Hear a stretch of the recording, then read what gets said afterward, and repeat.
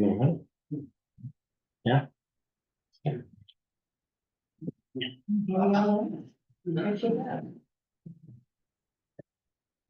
All right. Well, it's 6 o'clock. We've got everybody here, so I'll call the meeting to order. So we've got a pretty long agenda again, because we've had several weeks in between our last meeting. So again, I'm gonna try to move through the agenda as kind of mindfully as possible. If anybody can help me with that or wants to help me with that, please feel free to send a reminder. Hanging on the table. And apologies to anybody or members of the public if it seems curt if I'm moving something along. I'm just trying to be kind of mindful of our timing. We're also kind of working through slightly adjusted order of operations, which kind of moves public comment a little bit further along. But anyway. So the first items are our appointment considerations. So we have two resignations, one from Walter Opasinski, resignation from the Trails Committee, as well as Paul Hollander's resignation from the Conservation Commission. Both had submitted in writing reasons for letters, noting the reasons for their need to step down from those positions. I think they're pretty straightforward. Does anybody have any questions or concerns before we accept those? If not, I think we could probably take a look at accepting those both simultaneously.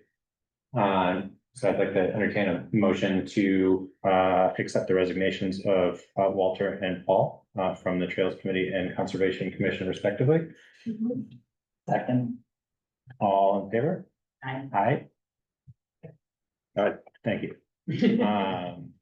And next up, we have some interviews with candidates for the Conservation Commission, and Trey and Rob. Trey is here. Rob sent me an email saying that he was coming, but he's not here yet. So I thought I would step out a little bit and see if he's, well, confused. Sure. Well, it's kind of a informal process, but Rob, Back room or something. what? Yeah, no back room, but we'll definitely open up the floor for some questions from the board, and then just kind of a note. We thought it'd just be best to delay dialogue and a final decision toward the end of the meeting, as opposed to having to wrestle with that at the beginning of the meeting. So Trey, if you're comfortable, it'd be great to hear a little bit about your interest in the position and relevant experience, and just kind of an introduction to who you are. Sure. Do you want me to sit anywhere besides here? You can come up front, yeah. No. Usually we put people about a foot right next to each other. Neighbors, but Larry's not influencing me in any way. Just to be accurately clear, I'm Trey Martin, and I just moved back to Calais from Montpelier. I've lived in Calais for 10 of the last 13 years, and in Vermont since 1991. Came here from Ohio, went to college and stayed. I am really interested in this position for, when I think about all the different hats that I wear and that I bring to this. I'm currently the conservation director at Vermont Housing and Conservation Board and the director of rural community development. I've been an environmental lawyer and a program manager at A&R. I've been the secretary of Peter Shumlin's administration. I've been a teacher at the law school. Most of those jobs revolve around good governance and good decision making around land use and what we do. My projects right now that I'm working on at VHCB include the statewide 30 by 30, 50 by 50 planning project on the state. I'm who's at fault for that, or depending on how you feel about it. I'm working on the Act 250 reform. I mean, it's all across the board of how that's being implemented. I'm a stakeholder on behalf of VHCB's community of supporters. And I've worked very closely with the Land Access and Opportunity Board, which was created to bring more focus on equity and inclusion to our land use decisions in Vermont, and have been, working closely with them to make sure not only the things we do at VHCB, but beginning across state government, we think more about impacting communities and the impact of our decisions on those who are less often at seats of power or even at the table.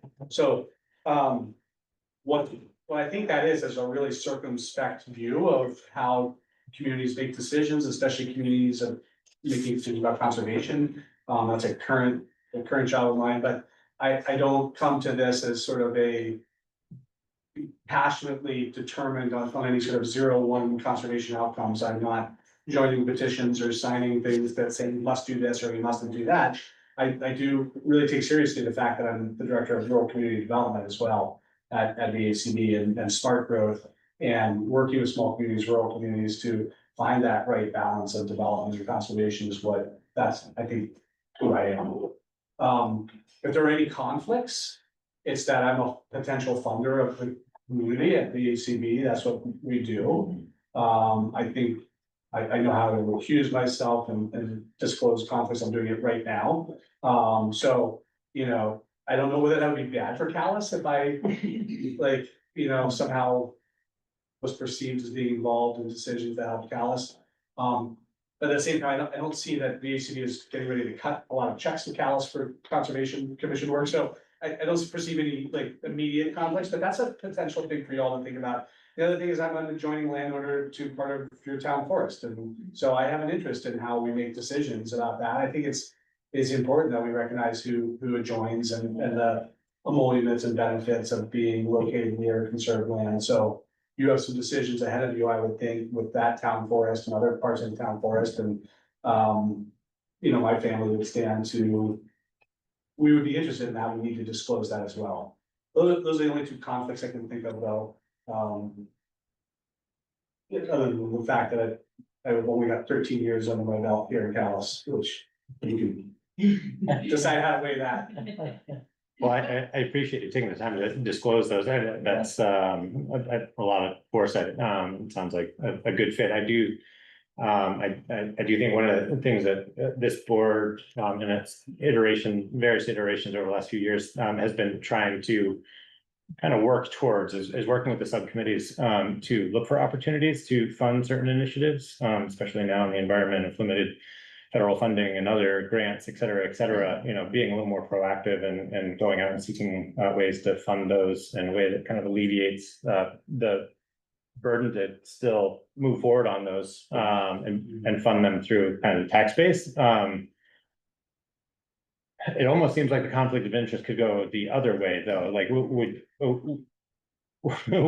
you have to recuse yourself from decision making in the granting or administering of those funds? I guess. That's right. I think. Yeah. Disclosure. Yeah. Gotcha. And I don't know whether it's hard to do future proofing and think about how you do something like that doesn't have some butterfly effect, good or bad. Yeah. But I worked within state, I'll tell you, I worked within state government last time I was on decision-making bodies in the town of Calais, the DRB and not a decision-making body, the Calais Roads Advisory Committee, both very much overlapped with the work I did within state government, and I never ran across issues that weren't disclosable or recusable. Have you attended any of the recent meetings of the Conservation Commission and kind of seen what they're working on? Good. Yeah, but that's pretty familiar. Yeah. If you want to really geek out, what Dealmaker and the commission have been working on with conservation design and helping people understand what's great about Calais. What are the places we love? Which seems to be where the commission is very appropriately focused right now. That's really exciting to me. And I know there's been a lot of good work over the years too. There's a history of good work of being able to accept donated easements and protect lands without easements. The town forests are a good example of that. Stewarding land without needing a piece of paper keeping us tied and true. With the Joni Mitchell. Sure. Anyway, there's lots of ways to conserve, big C, little c. All of it's exciting. So do any other board members have any specific questions that they'd like to serve up? Covered it all. Yeah, I was gonna ask the question, the last one you just asked, so just like, what's interesting to you about going forward and maybe, are there any real priorities you have beyond what you've already shared? Well, the thing I think I'm most excited about for Vermont's conservation commissions and small communities, rural communities in the next few years is, this is my VHCD hat on. We're heading into a time of scarcity with respect to this funding at the federal level. And probably the ripple effect into state budgets will mean that state funders, ANR and VHCD and others will have less money. And there's a lot of things that are in discussion right now, both because of the planning work that we're doing, and also because the professionals in the conservation community are always looking to innovate, say, how do we step forward? And so, the resilience implementation strategy that the state's doing, which so far doesn't seem to have become one of the things that the federal government is gonna prohibit or say is a dirty word or what have you, this week's terrible events down south have forced the administration, I think, to confront planning and hazard mitigation. There's a really good body of work in Vermont and other places about overlapping how we do all kinds of planning, but conservation planning with like hazard mitigation planning and road planning is a way to take advantage of multiple funding streams to do little jobs. And that's a place where we should plan to go after money as small communities, but again, VHCD, also Calais should be thinking ahead, if there's that money's gonna be out there, then how do we do all of that? If there's a new attention on conservation, does that help a little bit too? Sometimes conserving small parcels around river crossings, culvert crossings, those sorts of things enables you, it creates the conditions for funding to be improved. Because it's conserved, you're controlled by the town, you know that investments will stay invested and stay taken care of, as opposed to a privately owned piece of property. So that's a really important strategy, and I think a very fundable one. And then the other thing, I think what we've been learning and thinking about over the last couple of years is returning to the power of donating easements and working voluntarily with landowners, but needing to really and I don't say reduce the complexity, but inoculate the complexity of the conservation process. That's what the partners are talking about right now is if the reason why I could VLT, if I said, hey, I'd love to donate 25 acres of the forest that Oakley and I just bought.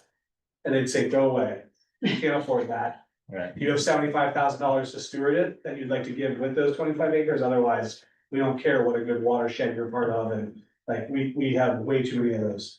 But there's enough state funding potentially, even in a time of scarcity, to work with those kinds of landowners and communities that are willing, right? Which is what conservation always is it's a coalition of the willing, to landowners, communities, entities coming together.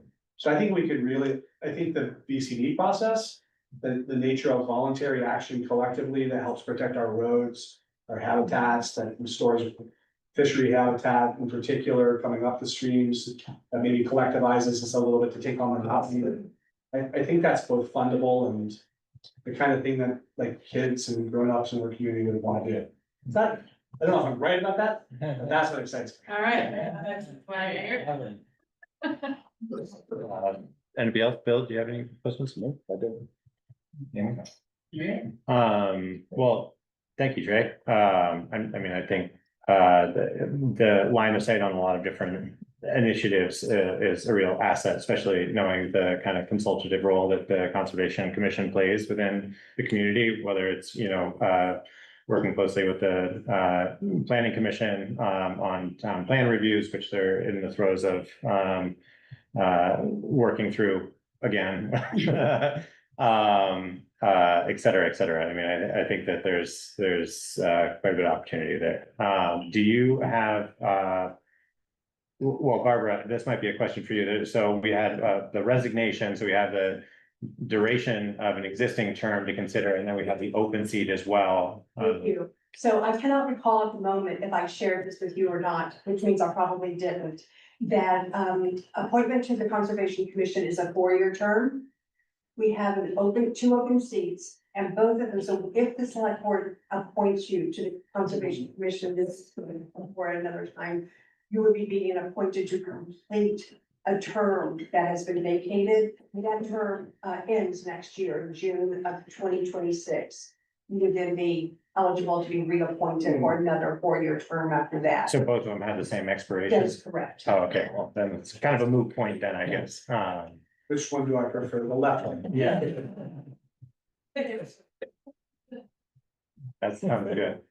Well, thanks, Trey, I appreciate it. Can I say one last thing? Yeah, I don't know, overegg newness or not newness, but you know, I do come from a rural community. I grew up in southern Ohio, but I grew up on farms that went away. Yeah. That's the legacy of my dad's life and his parents, and so I came here because of small towns and small town community. I also came here because that's what I want to do. Yeah. And so I hope you'll see me out in the field and you'll hear my chainsaw in the woods and the mower, and I'm over that barn. We're gonna work on that barn on Old Westridge Road. But yeah, I'm here because I really value Calais specifically, but I love this way of life and, that, I was just thinking, I'm not so geeky as all that. I want you to know, I love what it looks like. You bought Yeah. you bought the Valentine place. Yeah, I did. Gotcha, okay, Yeah. that makes sense, yep, Yeah, that's exactly what we've been looking for Yeah. 15 years, and cool. so it was nice to meet Walter and Carolyn Mhm. and take the hand off. I grew up right next door, so. Oh, you did? Yeah. All right, well, look forward to more. Yeah. All right, Well, thanks. Thank you. Thank you. and you're gonna do an executive session decision later? Not necessarily. We put it on there in the event somebody feels most comfortable going into executive session if necessary. You know, I'm not expecting that to be necessary for these considerations. It's two positions, but yeah. But we are gonna make the final decision and appointment at the end of the meeting. So is it okay if I didn't stay for the whole? Oh, yeah, Is it- absolutely. Yeah, yeah. All right. Please. You'll have it in the morning. Yeah, yeah. You should suffer with the rest of us. Yeah. That's why I made the pizza after the meeting. Yeah. I came in here sticking a pizza, you eat it. Thanks, Trey. Thank you. Took the load off me because I wasn't gonna stay. Thank you later.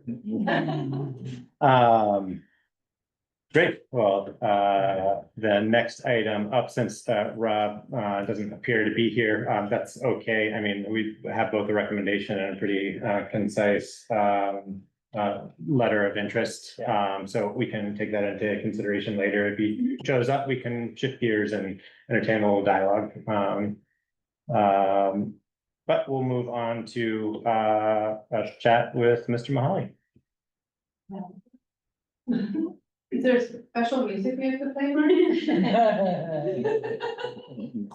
Dum, dum, dum, dum. Please. Welcome, great to be here. I'll just say at the outset, I think the answer to the questions you really have are, I don't know. I mean, actually, seriously, I'll start talking about funding. It's really amazing to me how much we still don't know. When we passed the budget, we set aside $100 million extra dollars. Just because. And we have a sort of an emergency fund of 300 million. But that's chump change compared to what could happen. I think personally, there's a very good chance that it will be called back into session in the fall. Because there was just no, in fact, there's still no way you could really put together a budget based on the Trump budget at this point. It's really interesting to me. I just was at a meeting on dam safety at the dam safety committee because of Plainfield and I put together some legislation that created this committee, and like everybody's on it. Having to do with emergency management. Emergency management at the state level will 70% of their money is federal. At the level of the, you know, the community. Okay, the regional planning commission. We're talking 100% of their emergency management funding comes from the federal government. But they even, as of this afternoon, really don't know where they stand. What we're doing is, we delegated to the, because we're not in session nominally until January. So we delegated to something called the Joint Fiscal Committee, which is the governor's a member and then the heads of both houses, and the fiscal committee has, ways and means. Joint fiscal, it's all the fiscal people. We delegated to them more authority than they usually have. But, and they, and the Joint Fiscal Office and our delegation in Washington are just constantly working together, just you meet all the time. So as soon as I know anything, I guess, Kari, I'll let you know, but it's really amazing how much uncertainty there is right now. If you have specific questions, send them to me. Every time I've asked a specific question so far, I've gotten no real answer. Just, there's so much up in the air. I think a lot will be clearer in the next couple of months, but I thought that a month ago. So I don't know. I mean, sure, some of the litigation will settle itself down, probably the wrong way, but we'll see.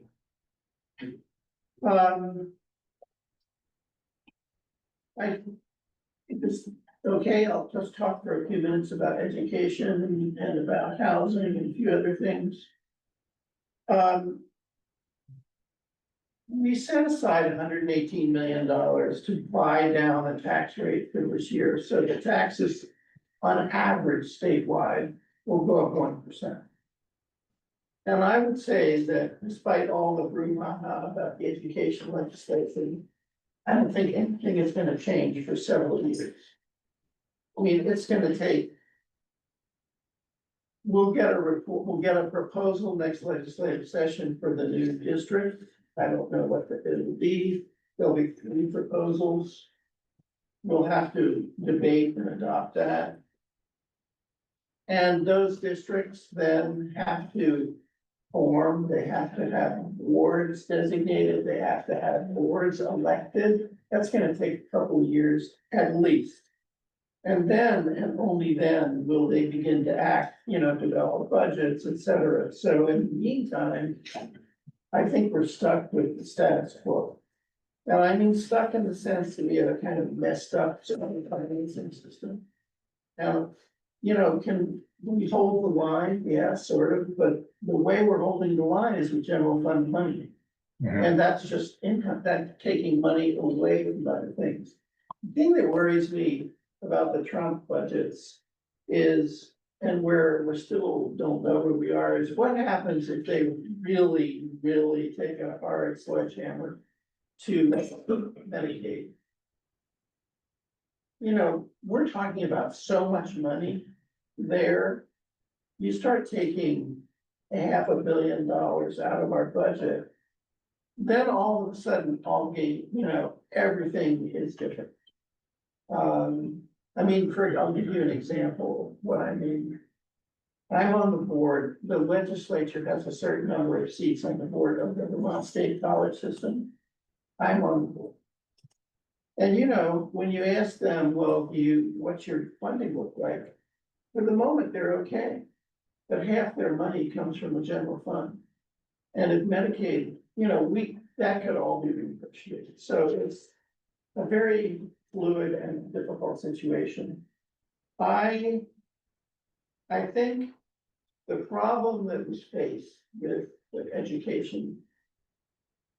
I'm not on the ed committee. And the thing is, you get elected from a district and you're very focused on its problems, but then you go to the legislature and I'm head of the housing committee, and then that's all you do.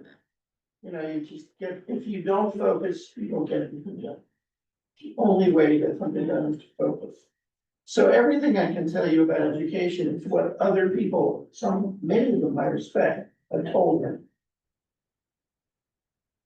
The problem we're facing is that unfortunately, inequality among school districts is now greater than it was before the Brigham decision in the late nineties. You have one school district. Our arcane financing system managed to even out the problem of one district having a bigger tax base than another district. But it doesn't deal with the fact that one district just decides for whatever reason that it's gonna spend $20,000 a people.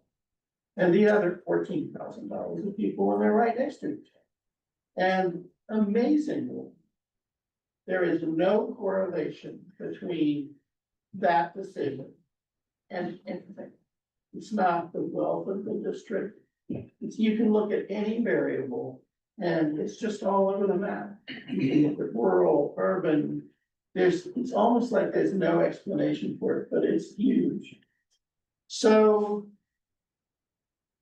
I think in 2 years, well, first of all, there are all these decisions that have to be made, and every session, there's gonna be a huge brouhaha over them. And I don't know what's gonna happen.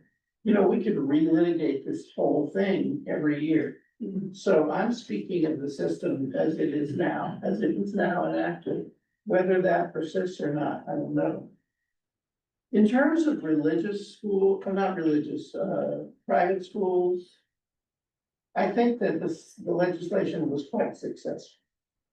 People don't realize that because a lot of people, when the Senate and the House had a conference committee, I was the chair of the Housing Conference Committee. It's quite a scene, but you're just sitting there, 6 of you, 3 and 3. But guess what? Everybody and his mother is in the room and everybody else is watching on TV.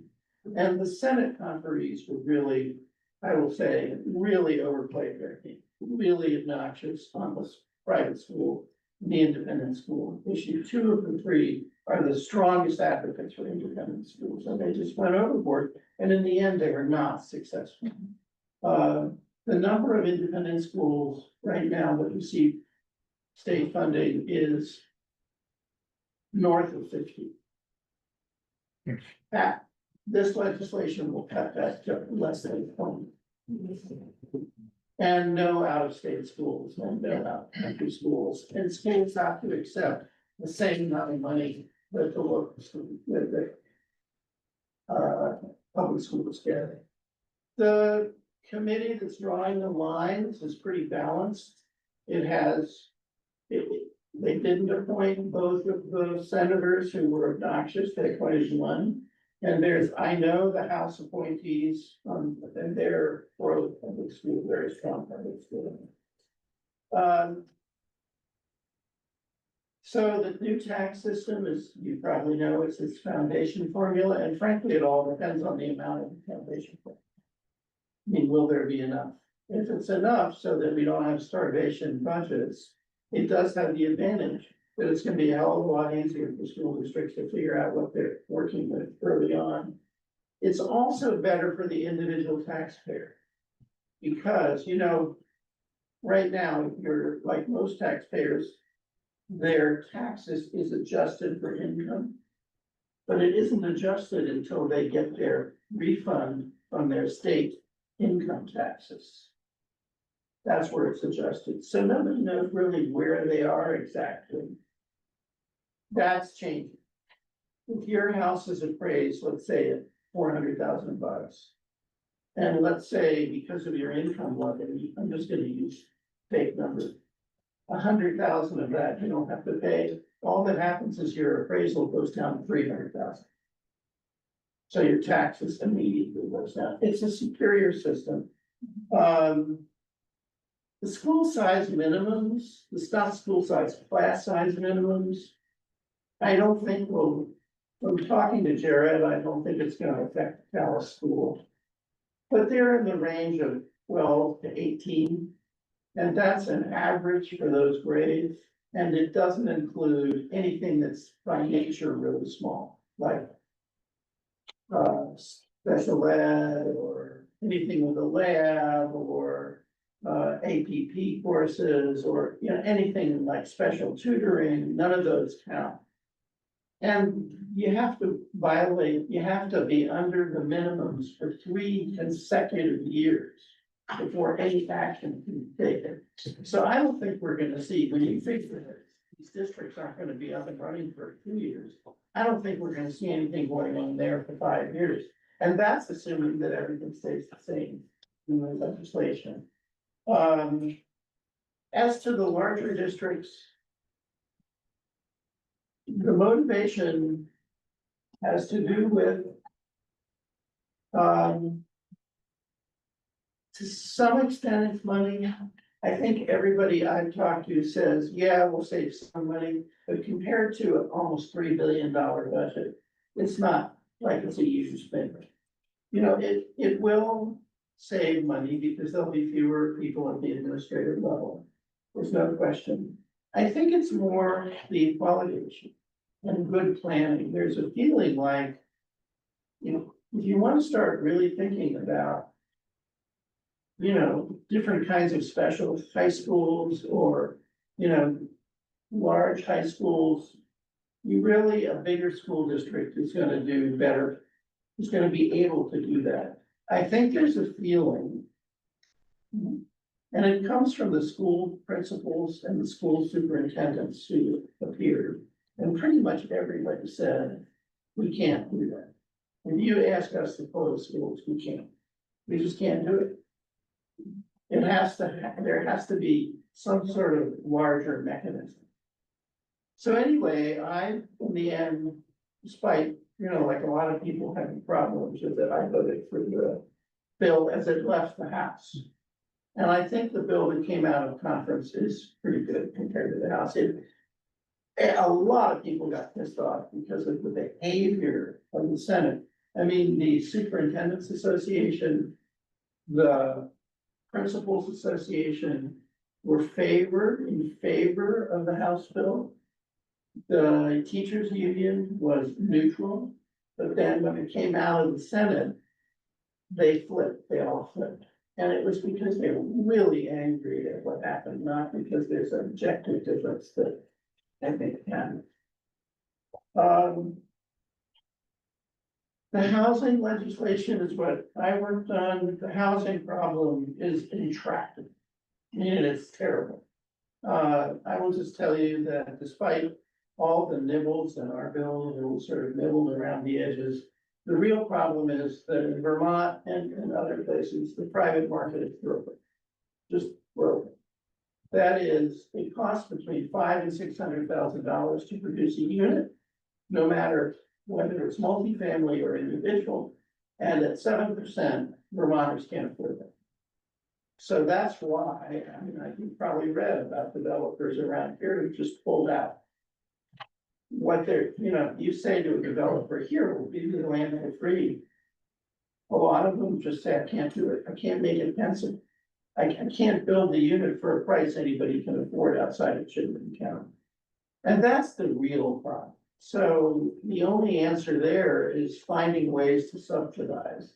And we have a big problem with that. Every year, the HCB has spent between 60 and $100 million doing that. And this year we have $5 million. It's federal. I mean, you know, we don't have the money. And we're not able to raise, I mean, if we wanted to raise more money by taxing the wealthy, we could do that and we might make 100 million, but we're talking about billions of dollars. Right. So that's, you know, that's not it. So what we did is we focused on ways to assist developers by taking off of their spreadsheet costs that they might otherwise have to bear. So there's this infrastructure.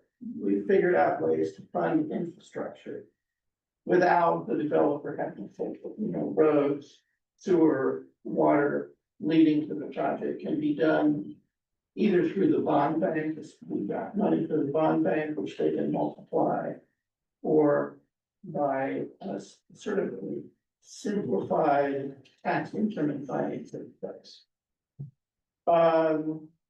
We did speak in there of protection of immigrant status. Immigrant status is now a protected class. And landlords have to accept any form of government ID as a basis for determining whether someone has a credit record and, a background check. We found out after a lot of testimony that that's fine. You can do that you don't need a social security number to do that. We thought we did, we were wrong. We had testimony from people from landlords associations with 175,000 members that they do it all the time. So, if you have an address and a name and a government ID of any sort, you can do it. Healthcare. A system that is broken and deteriorating. We don't have a control over a lot of it's federal. But we did. And Blue Cross is near bankruptcy, insurance rates are so high, now becoming so high that I believe we are rapidly approaching the time when most Vermonters who don't have Medicaid or Medicare are simply not elected health insurance. So Mark, if you don't mind me, Yeah, no, go ahead. Redirecting a little bit. No, go ahead. I think those three topics, like the housing, the and healthcare and education, I are palpable issues, like every conversation that we have locally that just somehow ties into them, and the opinions on them are strong. Circling back to education briefly, like as an example, I think, that's one of the topics, I think, in the state where you have such strong opinions, and it gets hard to entertain conversations about merging and larger districts and all of these things, because you're resisting or, fighting this like lost autonomy that, everybody wants to try to keep locally. And so, but again, that's like, from kind of the select board level, that's again out of our hands and something that we can like dip our toes into. And in the last few months, as we kind of get ready for kind of the budgeting process that we've established, we've been looking for ways to reach out to other communities, and CBRPC is doing the same thing. There are these conversations that are starting at the state level, but we need to find a way to regionalize a lot of different things. And I think a lot of the resistance, just anecdotally from my personal perspective, is that you've got resistance that comes from like a certain lack of trust, whether it's warranted or not. I guess if we're going to try to find room for being optimistic about something, or maybe kind of proof that we can work regionally and collaboratively on certain initiatives, we have infrastructure maintenance or material purchasing collectives, or development planning initiatives that are happening on that could happen at a regional level, and start, I guess, creating the muscle memory of like reaching out to our neighboring communities and start these dialogues, and maybe they also start opening up better dialogue or constructive dialogue around education, just at a community communication level.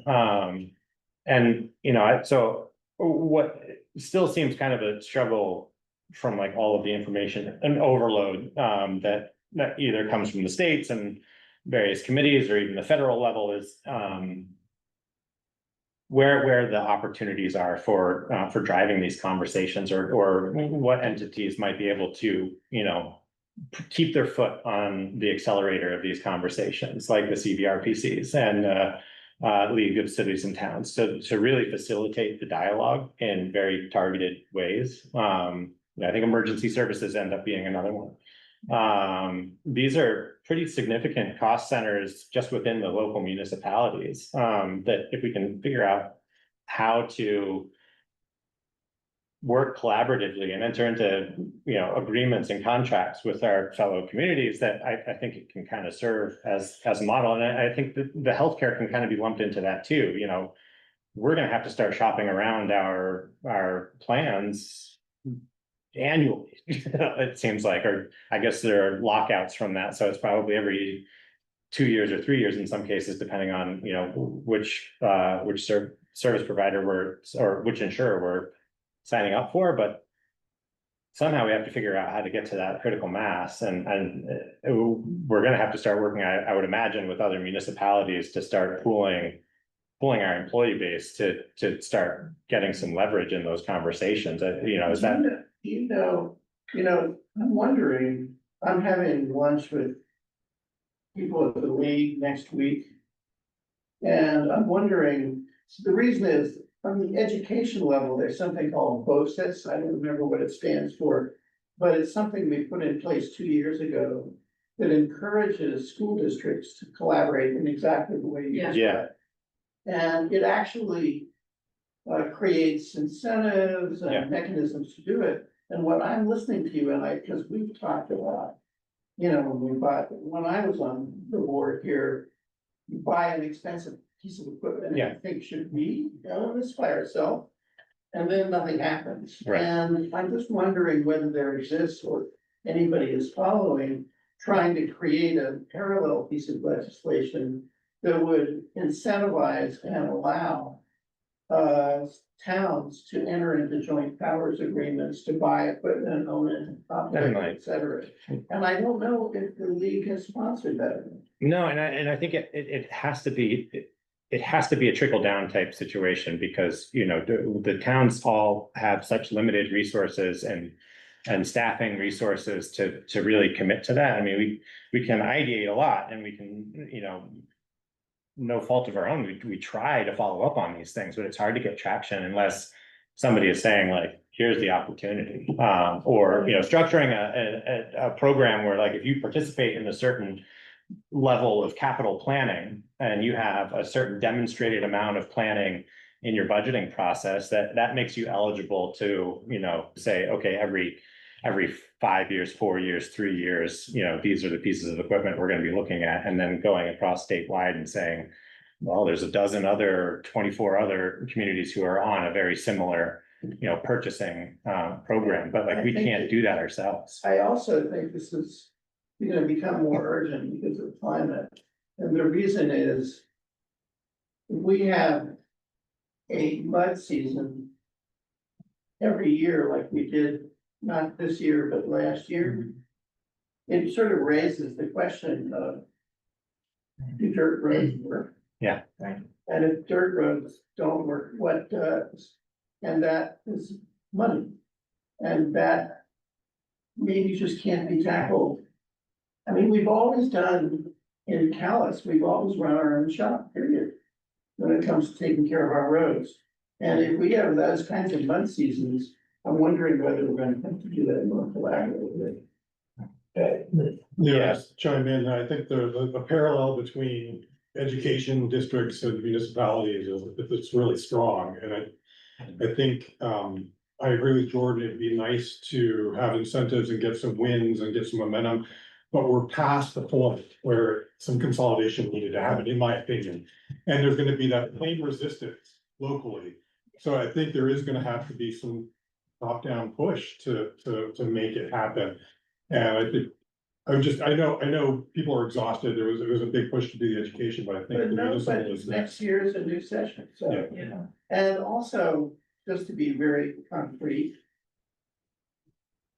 If I find no one is doing it, I'm willing to take it on.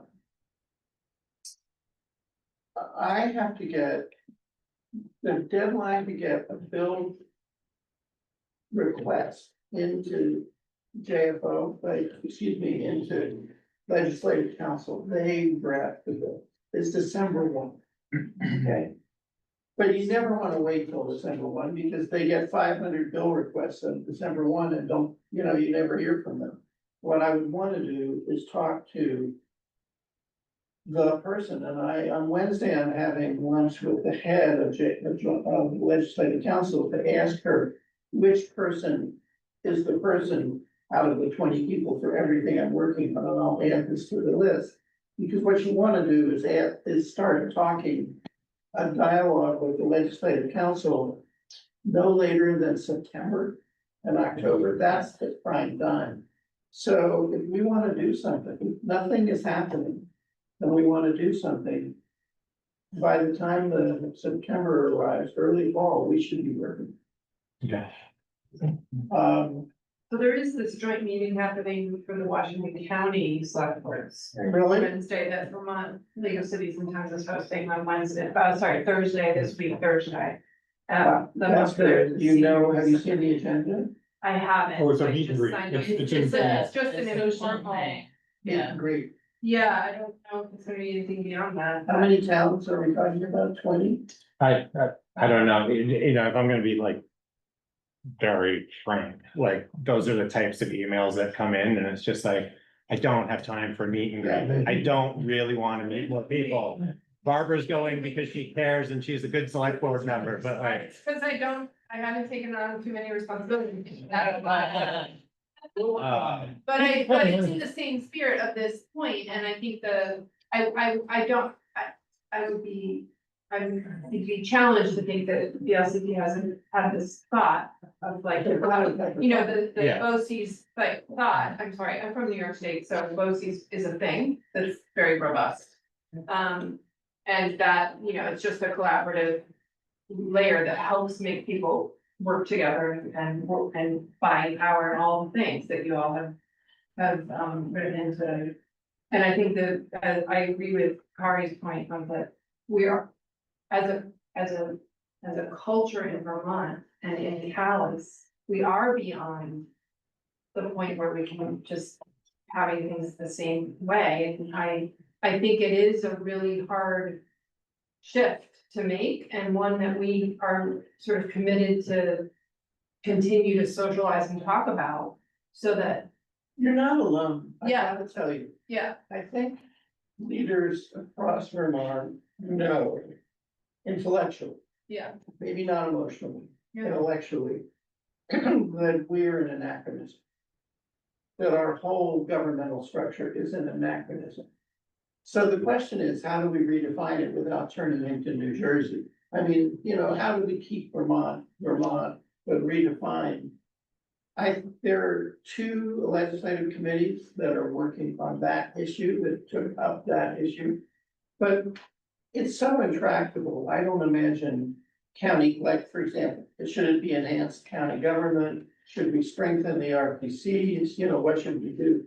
I don't see a solution happening at that level, sort of a governmental solution for a couple of years at least.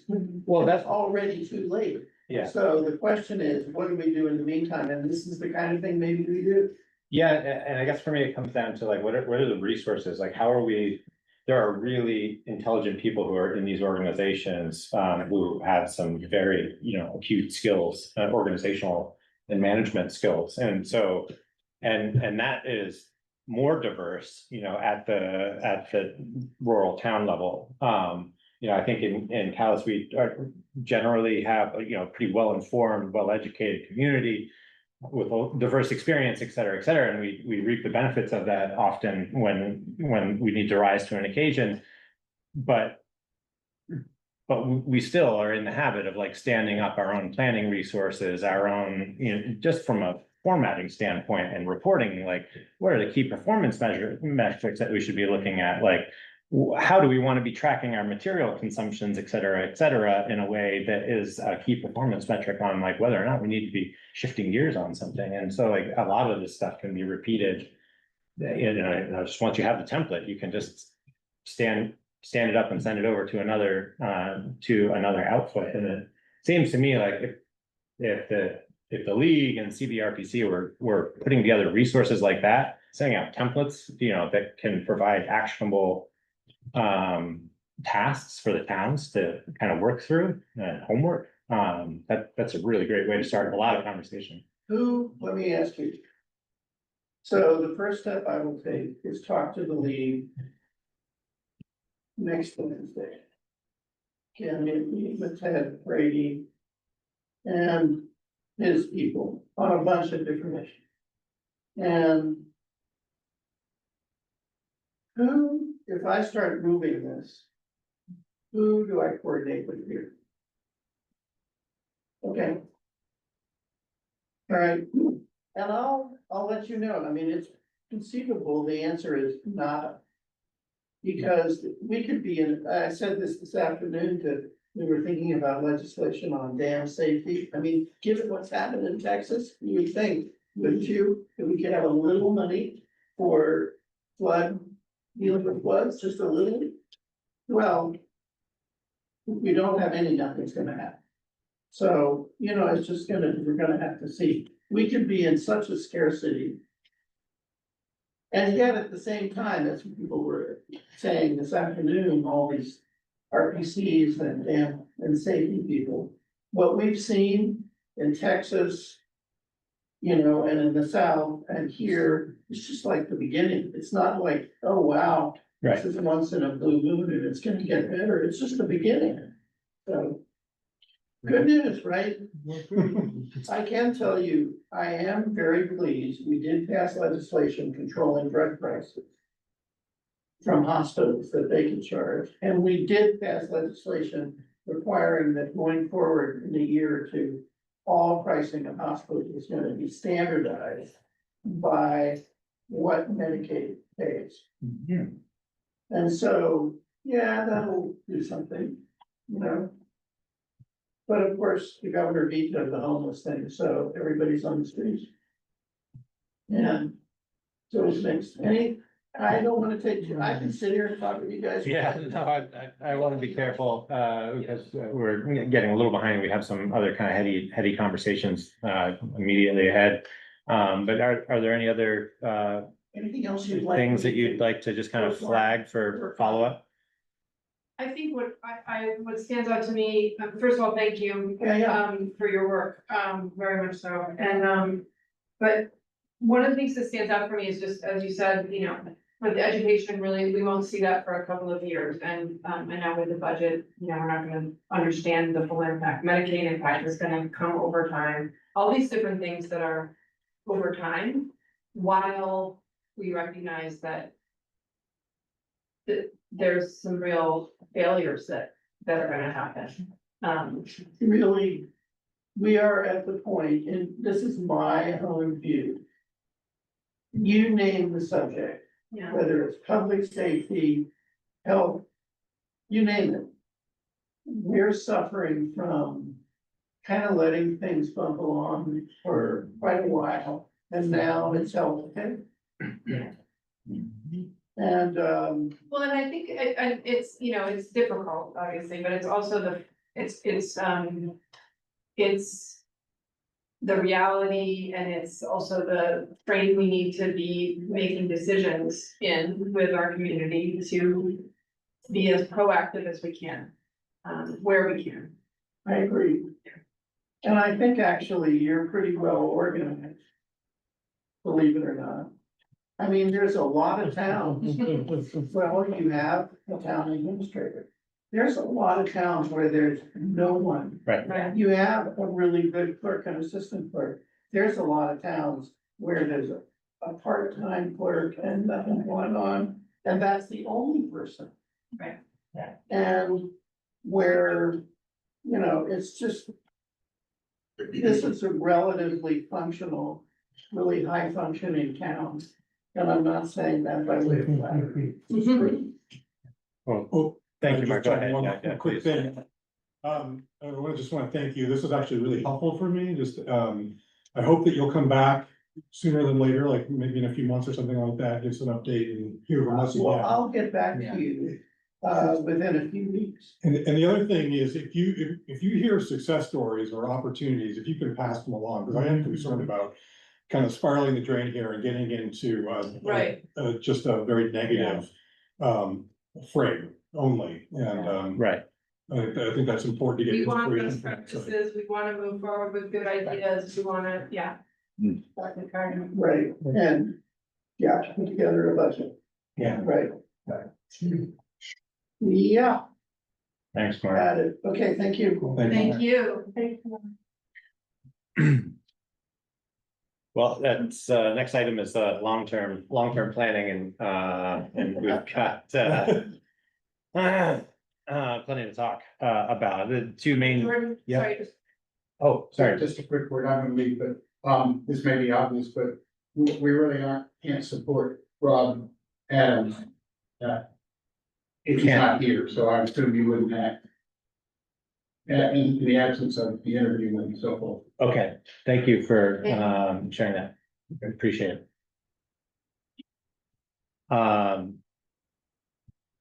So, the two items that we have under long-term, planning, the two main items, and then just kind of some dialogue around next steps. Are, discussion about, the Woods Bridge, Moscow Woods Road Bridge, reconstruction kind of proposal and next steps and kind of where things stand.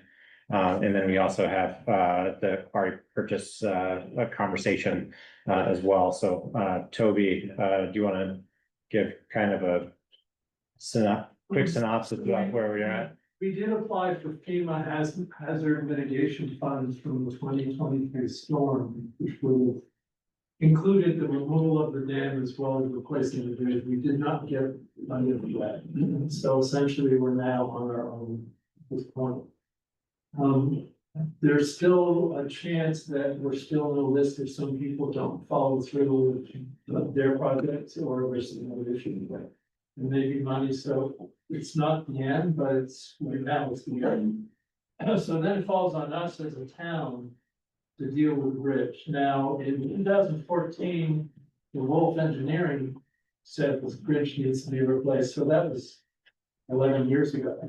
It's, you know, we did a temporary repair to give it some more length of time. But it still needs to be replaced. Right now, the proposal, which was part of the hazard mitigation, was when the dam disappears. So right now, the dam holds the water back in the stream. Right. The bankful width, the narrowness of the stream is okay for the bridge as it exists. So the structure of the bridge is failing, but the hazard of the bankful width is not there with the dam in place. So right now, friends of Winooski are trying to raise money in another manner to take the dam out. So that would then drive us to the point where that bridge will be more of a risk and a hazard because it's narrow, and if there's a flood event, it would wash the abutments away and essentially take the bridge. So I guess the steps we need to look at is we can apply for state hazard mitigation funds for that, particularly that our risk will go higher when that dam is removed and we haven't done the bridge. So there might be state money for that, but again, I don't know what the, what the probability of that is. The estimated cost by the Wolf for the hazardous grant that we put through is $2 million. And that's was it a 20 or 30 year? I put 20-year. 20 years, it's about 150 to 170,000 a year for 20 years. As far as the bond cost for the items. And that was at the standard rate. Toby pointed out there is a new program the bond bank is administering for hazard mitigation, where you can borrow at 1% if you qualify, but still, we're talking about a number that's a budget buster for sure. So, just to kind of clarify where we're at, the friends of the Winooski, are still pursuing, hazard mitigation, that includes the bridge. They have through the other funding recalculation. sources, and Michelle Braun is fairly Yeah. certain that they will be able to obtain those and proceed with dam removal. What, just Next for the dam, not for the. Just for the dam in 2026. So the friends of Winooski are dealing with the local homeowner. If Yeah, they yeah. have the property, they're not including the bridge in any of their next proposals. So the dam would go away, but the bridge would still be there, and it would be our responsibility to deal with it. Is that a change from what we had previously discussed Well, with them? we got the state to combine the two Oh, I see. in the hazard mitigation that we applied for from the 23 floods. Gotcha. And, you know, what are the implications for removing the dam while the bridge is still in disrepair? It's not clear. What Michelle said is that they would leave the dam, the stream temporarily constricted until we got the work done. But I don't know what the risk associated with that. I don't know what the cost associated with that, you know. There's a lot of questions, and so you know, that's part of why we're gonna participate in their upcoming meetings. Yeah. Um, So the other one, I guess for me is whether or not there's any more rumination on whether or not there's an opportunity to seek the redesignation of the federal highway that from North Calais Road up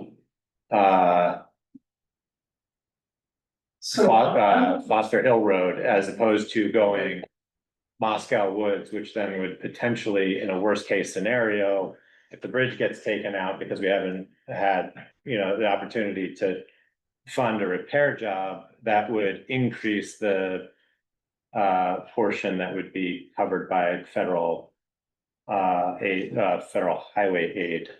Well, so so whatever road it is, if there's a flood event and the bridge goes, FEMA will pay for it, so in FEMA, it's a 80-20, in federal highway, it's, I believe, 90.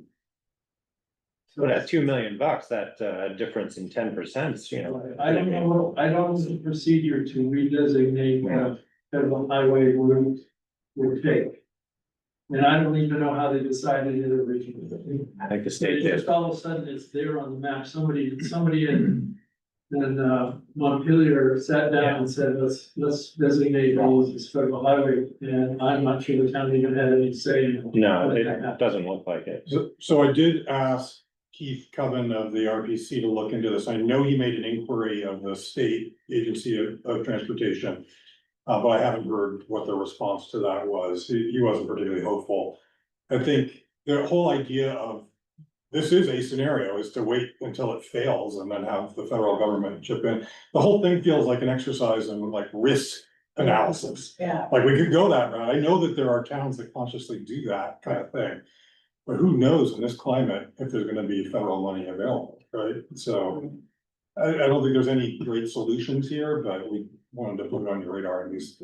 The conversation going.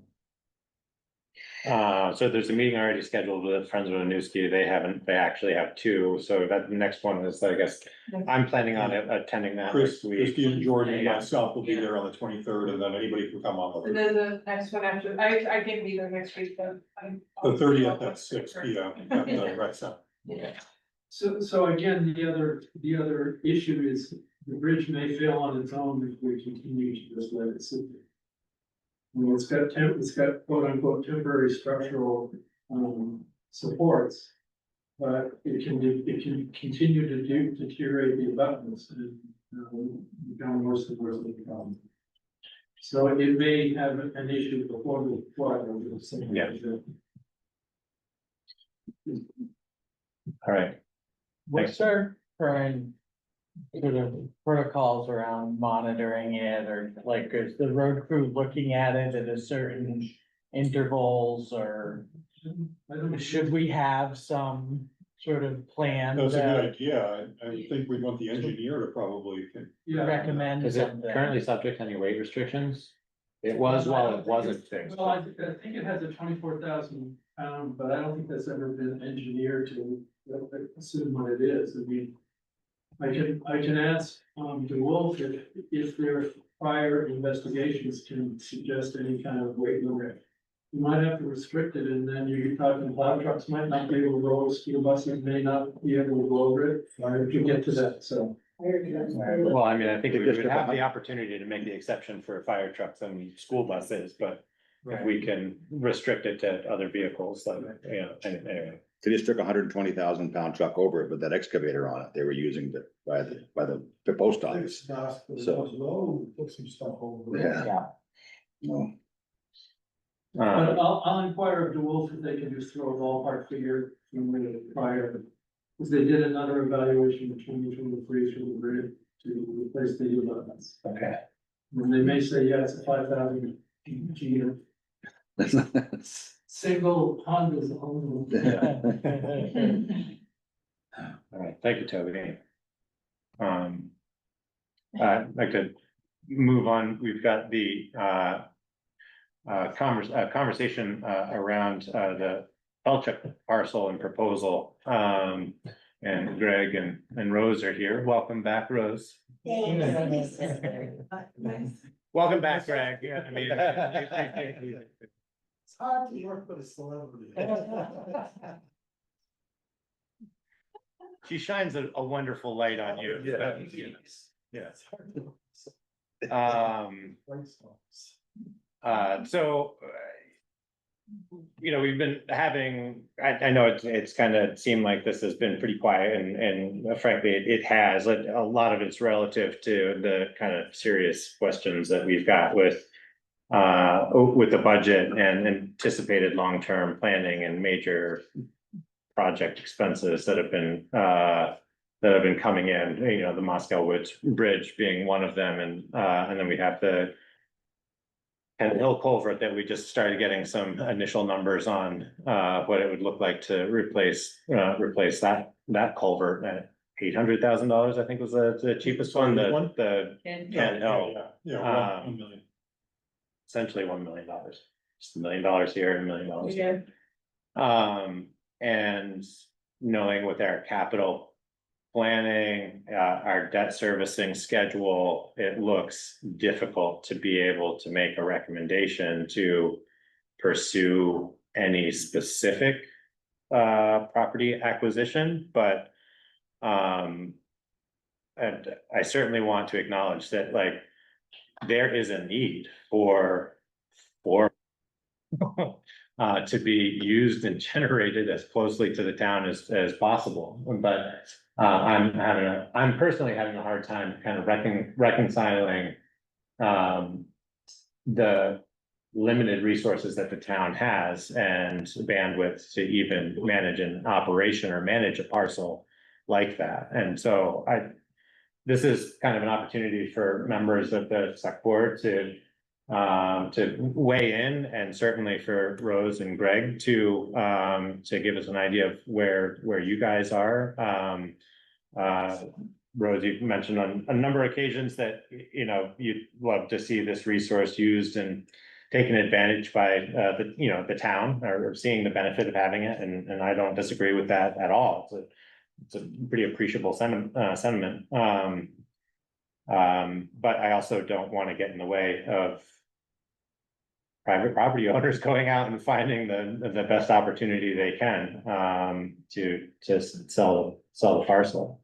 Sounds like really what we need is a really motivated and excited operator. You needed somebody to win Powerball.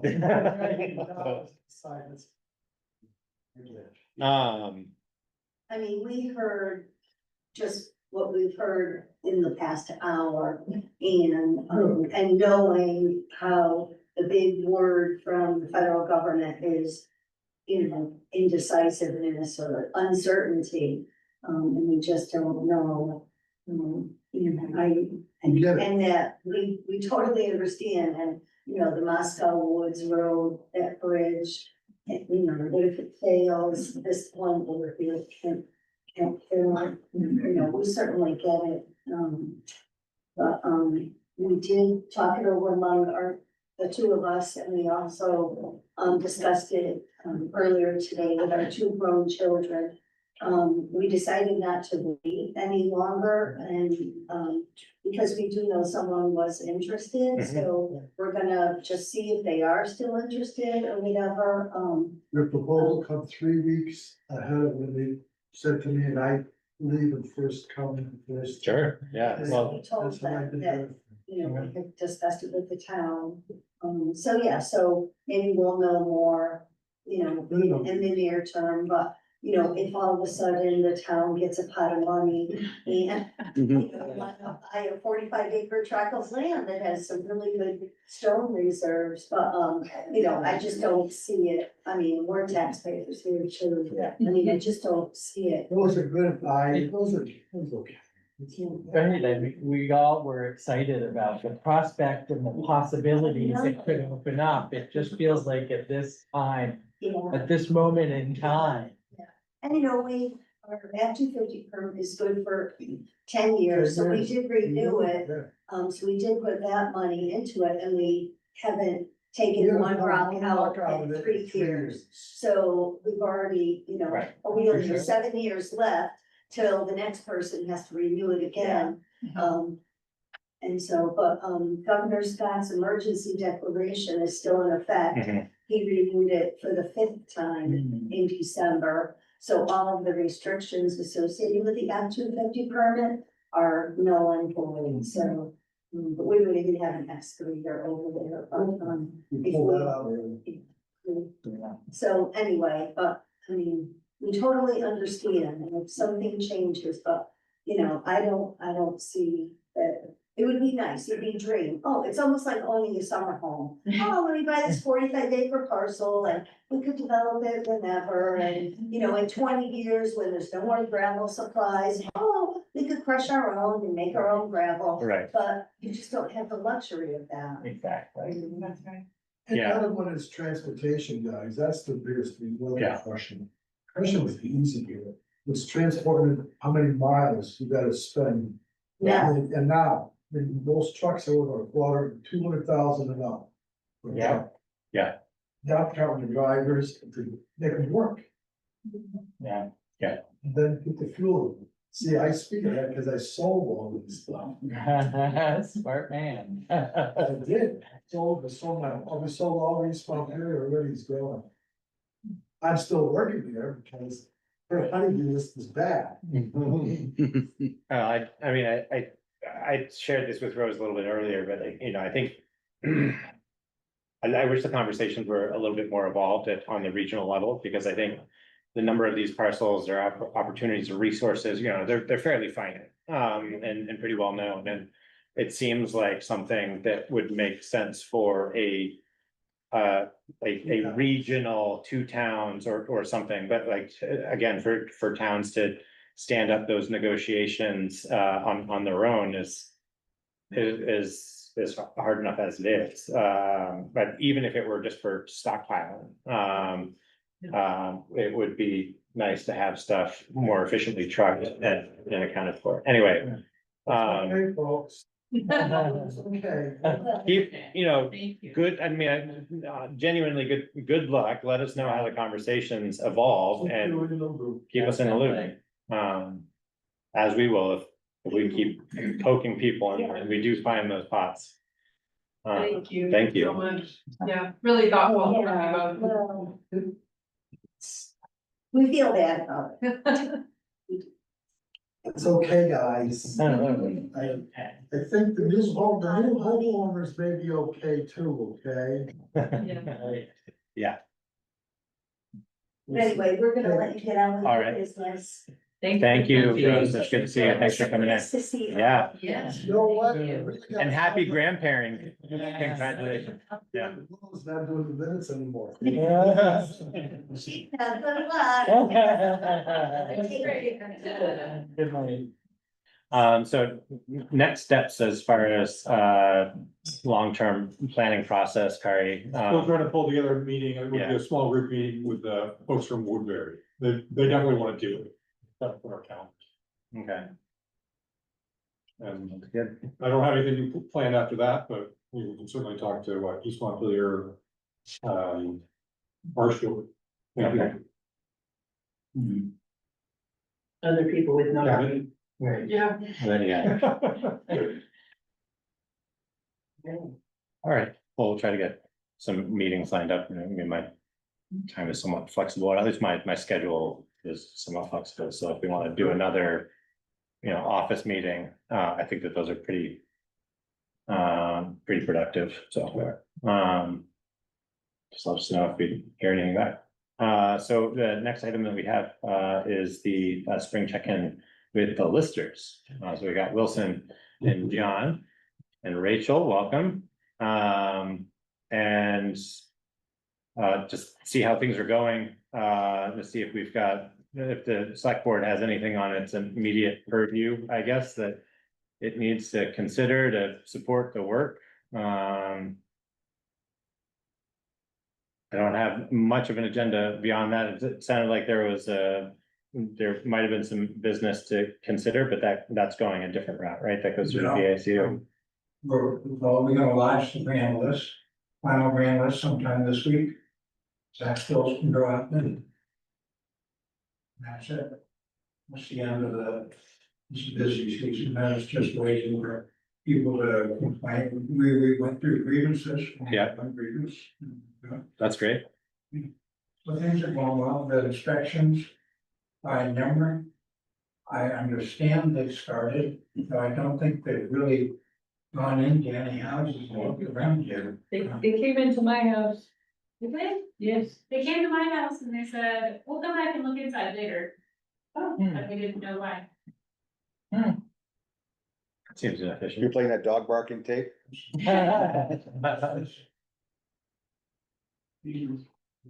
Was that a notice that they put on the door saying they So came by? Or- actually works from home and she said they came to her house and handed her one of those and she said, oh, do you wanna come inside? And I said, no, we'll just come later. So she wasn't sure why they did that. And then when they got to my house, my husband was on a bike ride, so they gave that to my 12-year-old and didn't ask to come in, which made a little more sense. So I don't know if I guess they came to your house. They came to our house, they had stuck the thing on the door. And then I answered the door and he's like, oh, can I come in? So. And they still cows around them, at least on mine. Yes, Calais is. Yeah. I pointed that out. I Which said, I didn't notice until I picked it up today, and so I will call them tomorrow and just make sure they fix up. Yeah, future, but it's been an email address, and I really want the email address to be accurate, so they don't all email me and say. Did they say why they would come back a second time? Why did they, if she got, they got invited in, why did they just go in while they were there? She didn't, I don't know, they were just texting about it, so I haven't really gotten a full report, but that's what she said. She was there working from home, she had flexibility to come in, and they said, no.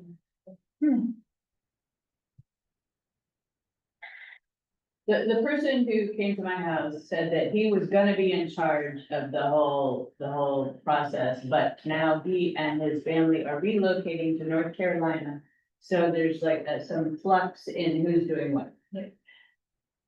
Is there a expected timeline of like the town, the scope of work? I just can't remember. Is it all happening this summer, Yeah. fall? The new assessed values will be used in the next. For next review of year. grants.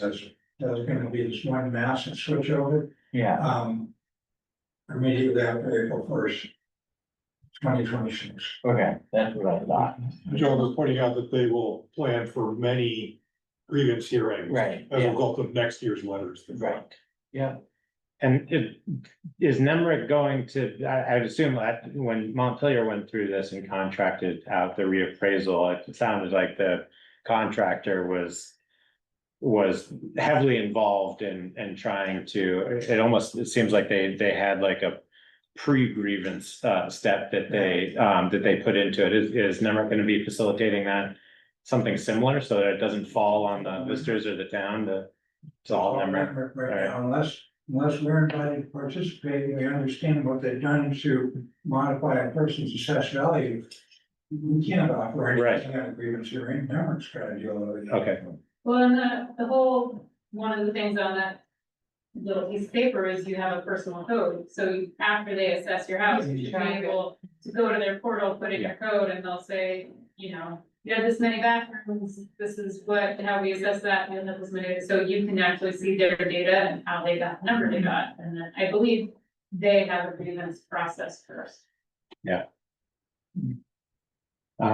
is it appropriate or is there any communication the town should be doing to let members of the community know that this is underway? And I mean, Tegan's been Tegan's quite a been bit. doing quite a bit already, but To inundate, but I put things on front porch. Yeah.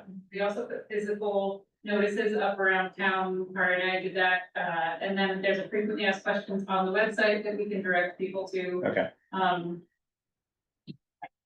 Also, it's been a slow start. They've only done 2 roads now. And so I think once more people start getting these tags and getting these assessments, more people will have more questions. I know some towns have done live Q&A with members of town staff or with some of the contractors. I know some people have very elaborate websites.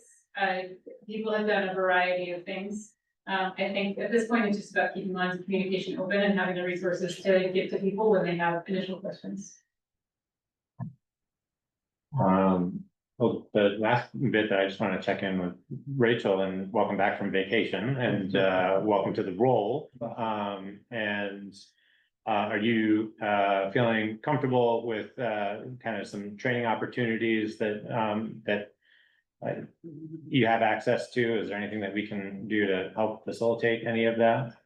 Yeah, I'll take advantage of any training opportunities that come on. I haven't heard of any as of yet. Okay.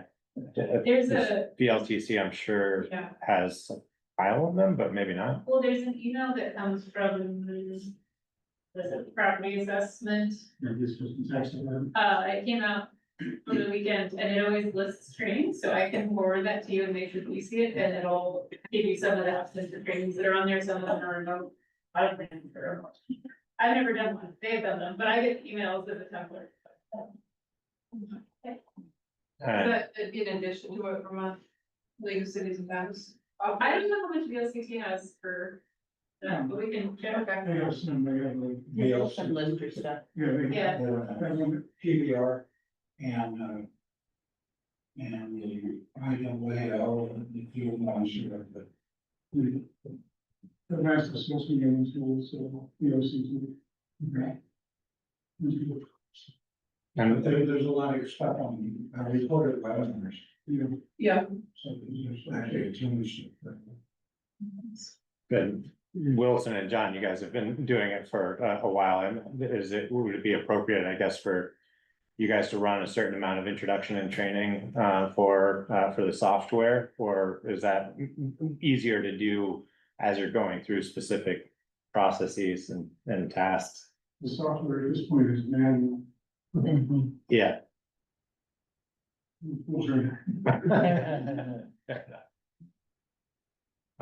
Well, if there's anything that we can do to facilitate that or make it easier, certainly let us know. Occasionally, John or Wilson will bring to us a need for an updated piece of equipment that makes it easier.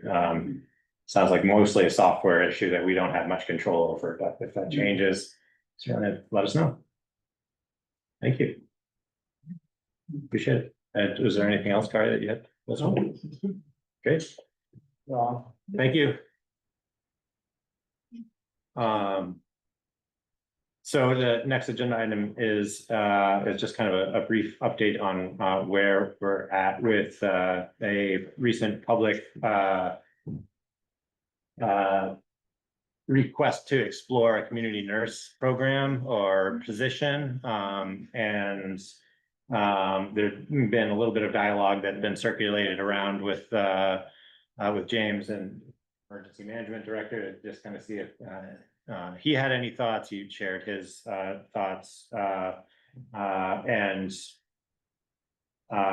didn't necessarily put it down, but said that, it's going to be very hard to find and stand up a resource like that locally on our own, essentially, and that he didn't know of anything in particular to help fund it. The other thing that has kind of changed is we have an applicant for our health officer position, and it's an individual who has a background in healthcare and healthcare services. And so as we were having a dialogue about this agenda and how to respond to this particular item, the thought was that maybe we table kind of any additional conversation about this until we can consider that appointment or hiring, however you want to look at it. And then if it makes sense, we can put that as a kind of supplemental explorative task for them to look into if they find it appropriate to stand up their own kind of exploration committee or something like that. I think that would be appropriate. And it wouldn't necessarily have to be an ad hoc committee that the select board is standing up. And that way there'd be a little flexibility in the inputs that they'd be able to seek. So does that sound like a fair characterization about where we're at this point? Yeah. From my perspective, clearly the cost of doing this, there would be a significant direct cost. Yeah. But I really don't know anything about other costs, like how to manage it or what the benefits really Right. are. So we need someone or some people to really dig into it if we're gonna pursue it. And I think this new health officer who will meet in a couple of weeks could be a real good fit for that. Yeah. So the applicant hasn't submitted an application or? Yes, and her application and letter of interest and resume is in the next select board folder. It's already there if you want to review it. Okay, thank you. July 28th. She's just out of town. She couldn't come tonight. All right, so the next item is a 15-minute period of public comment for anything that is currently not on the agenda. And we've got, oh, it's Stephanie, I'm sorry, I didn't see that Stephanie was on there. Stephanie, were you checking in to hear about the community nurse program? Yeah, I just wanted to hear the update. Did you catch that little bit that we just reviewed? I did. So Sounds great. I don't want it to sound like we're punting it, but it was relatively new news that we had a health officer that candidate that might be really beneficial to helping us kind of continue to suss this out. So we're hoping that, I would imagine, if we can make a decision on appointment and continue the dialogue, that it will be passing that along either in the next meeting or beginning of August, and kind of just keep that conversation moving in that direction. Yeah, that looks pretty hopeful. Okay, Yep. Thank you. thank you. All right. Jordan, I've got a quick question unrelated to the road maintenance thing, if I could ask that. Yep. I missed the discussion about the French mattress project. I got tuned in late. I couldn't figure out where you guys were. But I'm just curious about the contract, and do they have any sense of when it might start? Yeah, We haven't. You didn't miss it. It wasn't on the agenda for tonight, but I can update everybody that, and Jordan actually raised this at, I think at the last meeting. There's not a specification in their proposal for disposal or removal of existing material from the bed. And when I asked about that, they said, well, you didn't specify it in the bid documents, which is true. Other quotes included it. So I on Friday contacted them and said, okay, well, if this is gonna be an addition, you need to get us that number as soon as possible. And then we will compare it to the other quotes to make sure you're still the low bidder. They were the low bidder by a fair amount. And we were under budget, based on their initial quotes. So, I said that select board would have to approve any change order. So that's the latest. It's not scheduled at this time. But we do need to complete it this year. Right.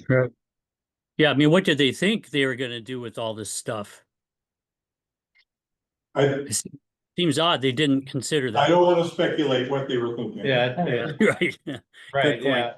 So I didn't have this particular thing in mind when I was thinking about this conversation, starting this conversation, but it kind of tied into some lines of dialogue that we had with Central Vermont Waste Management, and it's just like, we're always going to have this excess road material that, you know, that we can't inherently just put back into the roads, and where does it go? And I was talking to a friend who has a composting business in East Montpelier, and he does work with East Montpelier in receiving in their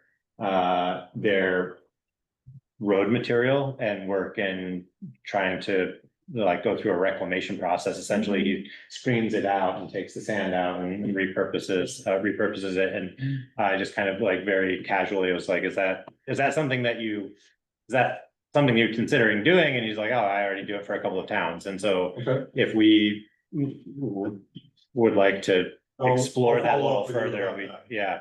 It may also be an opportunity to try to keep transportation costs down for Yeah. any of the contractors if we're Absolutely. revisiting that. Yeah. That's gonna be a pretty substantial amount of trucking. We estimated over 100 truckloads, 10-wheeler truckloads. Yeah. Long material. In the first. I'm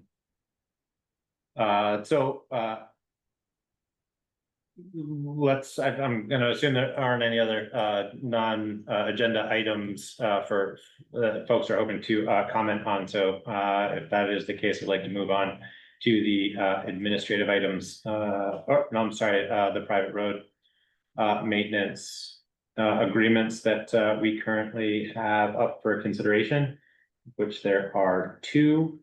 And since Greg is on the line, I'd say we start with that one. Was everybody able to find the private road maintenance applications that were posted to the shared drive? Yes. And has everybody had the opportunity to review Craig Lyons' request for private maintenance agreement? Yes. Are there any immediate questions or concerns with the particular application or request? I have no concern.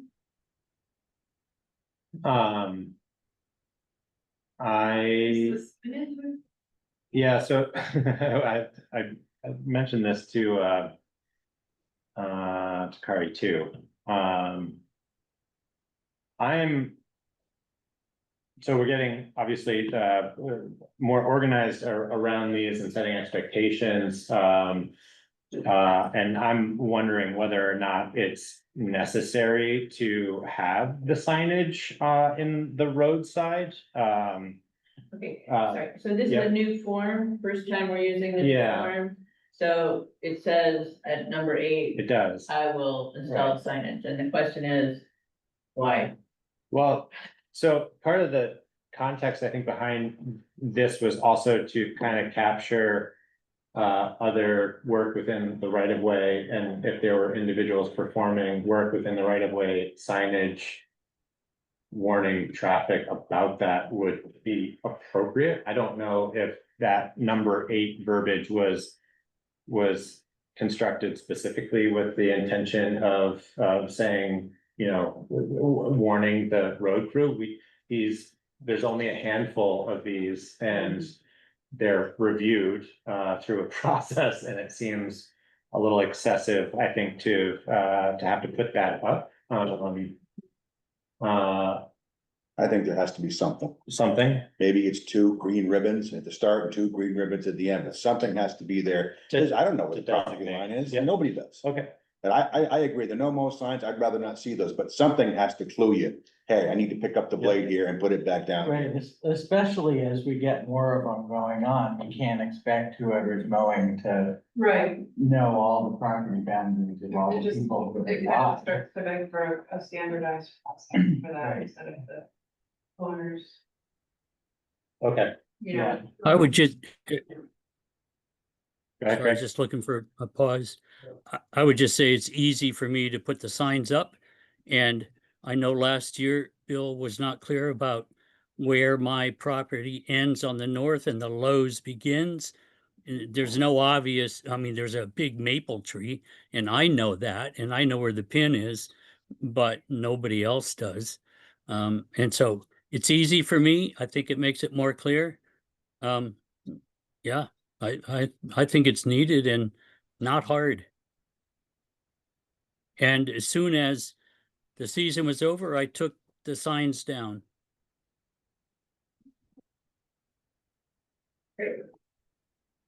Okay. And this is gonna be for the 2025 mowing season. Yep. I had one quick question, or maybe it's quick. And Mhm. that is, if the town, and by town, I guess I mean Kari, the road commissioner, has an issue with what I guess have not done, is there a communication to me and then we look at it together, I guess, Kari, as you and I did last year, and then we figure out the resolution. Is that the process? Yes, that's my expectation. Okay. That's great. That's perfect for me. Okay. With that, I guess I'd entertain a consideration or a motion to accept the application or approve the application. I move to approve Greg Lyons' application for private maintenance of public roads as submitted. Second. All in favor? Aye. Aye. Any opposed? Any abstentions? All right. Thank you, everyone, and thanks, Craig. We'll get this signed and look forward to having a cooperative season. The next item is similar. It is an application for modified roadside mowing practices on Sparrow Road.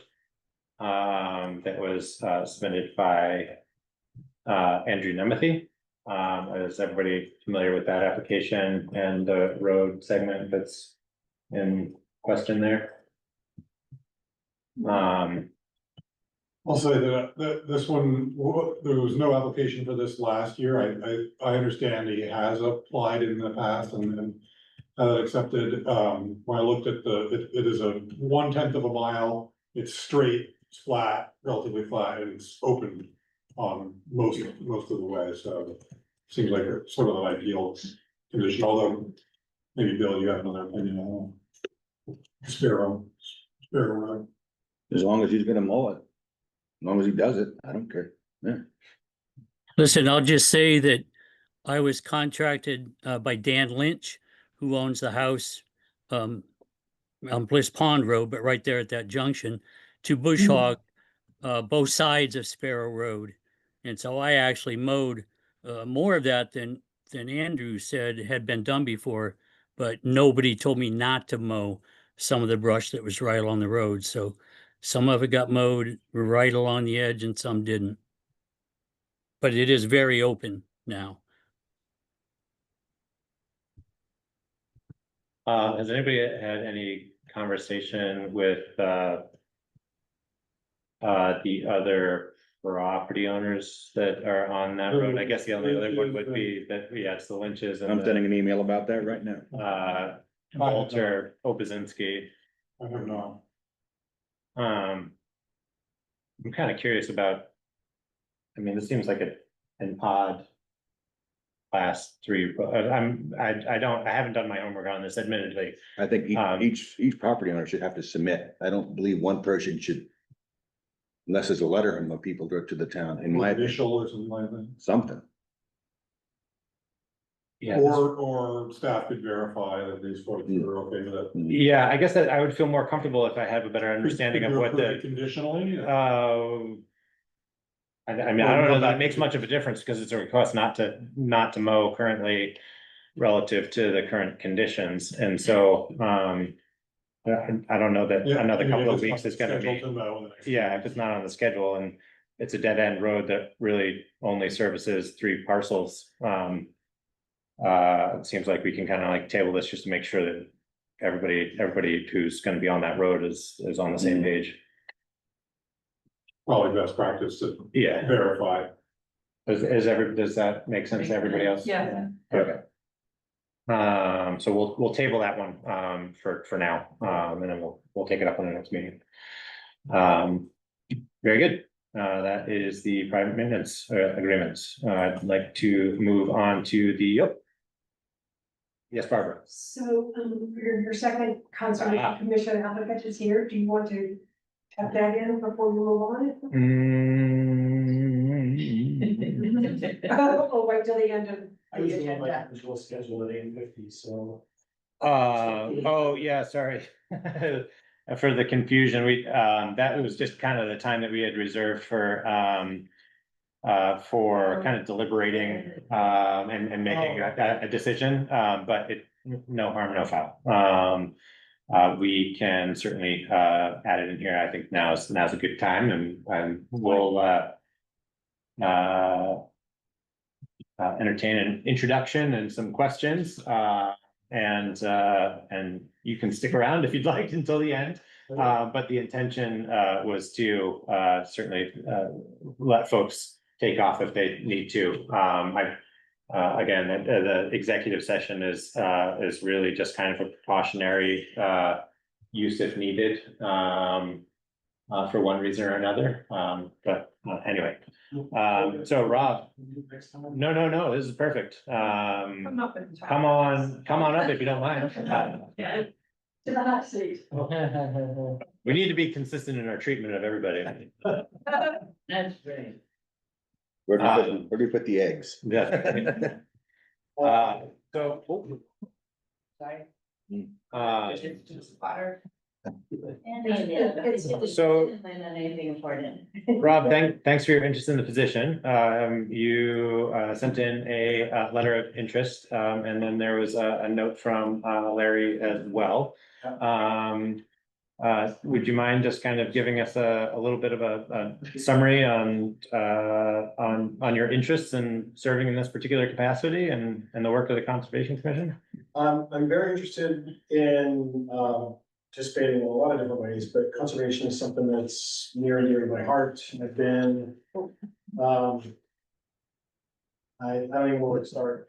I have a long and weird history, but one of the things that I've been doing for quite a long time has been investing in, sustainable companies, sustainable, technologies, conservation, like the nature conservancies or conservation NGOs who are dedicated to keeping wild spaces as wild as possible. My grandmother was Amish, and where I grew up, I lived around a lot of Amish people. And I remember an Amish farmer saying to me one time, "If you can't leave it alone, land, leave it alone. But if you have to work with it as wisely as possible. And make sure that it's there for your kids, right, for the children, in their case, because they pass down their farms to their children. So they always had sustainability in mind, and I learned from that quite a lot. And then I went off and did my technology roles for a long time. And in that capacity, I managed a very large investment fund, and we steered things toward sustainability as much as we could.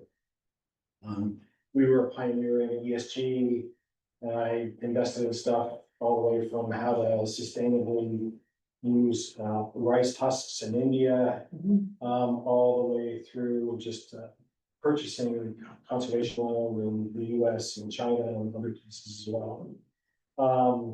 My wife's a horticulturalist, so I'm pretty close to the natural world around here.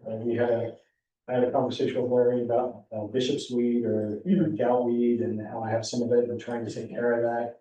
My neighbors on both sides have Japanese. Not I just look at it and I think it's fake bamboo. Right.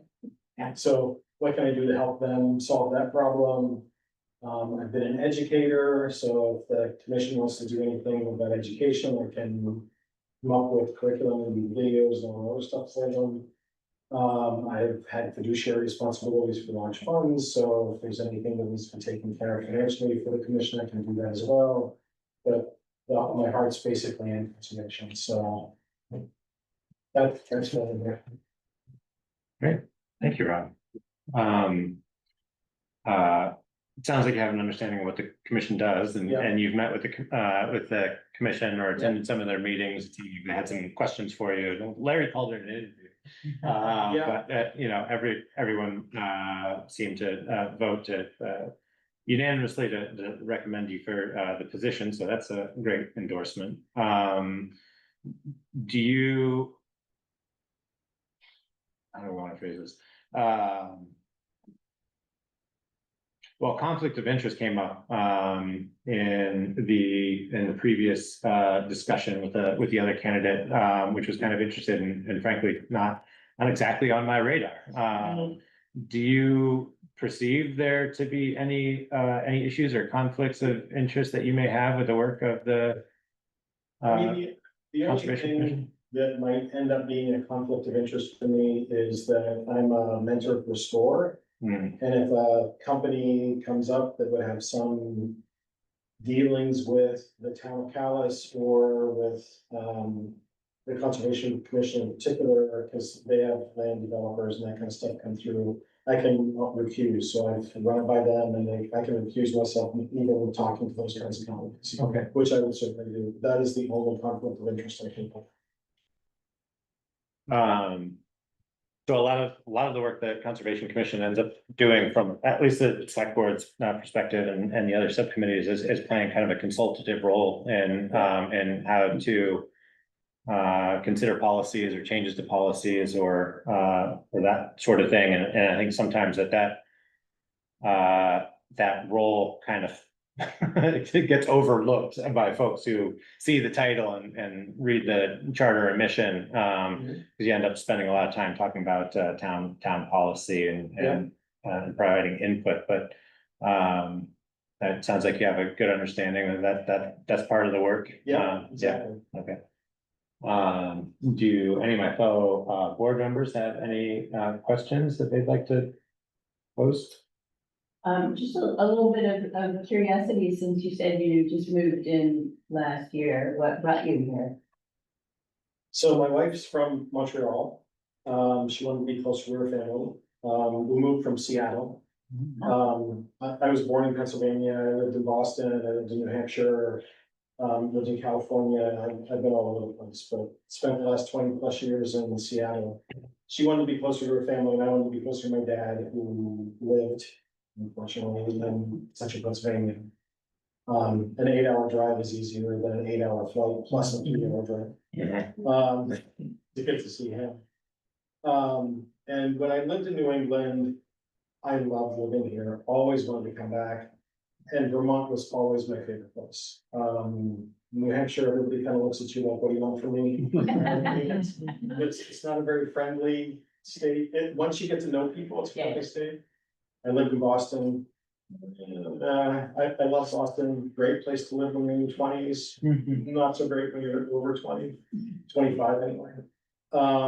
So I wanted to come to Vermont, and she said, let's move closer. I was like, well, we have two choices. We can either move to Quebec or we can move to Vermont. And she wanted to move here, and I was so happy for her decision. So that's why I'm great. I just love the community spirit and the feeling that if it's made here, it's better. It's one thing that I think people really overlook about Vermont. And it's always been true in my estimations. Thanks.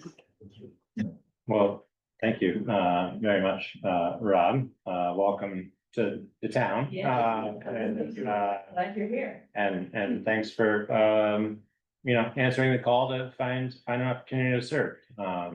Barbara works diligently to make sure that those messages go out, and it's really appreciated when we've got great candidates. There was one more thing about the term, was that something? Oh, right, yeah. So, it's service on the Conservation Commission is a 4-year term.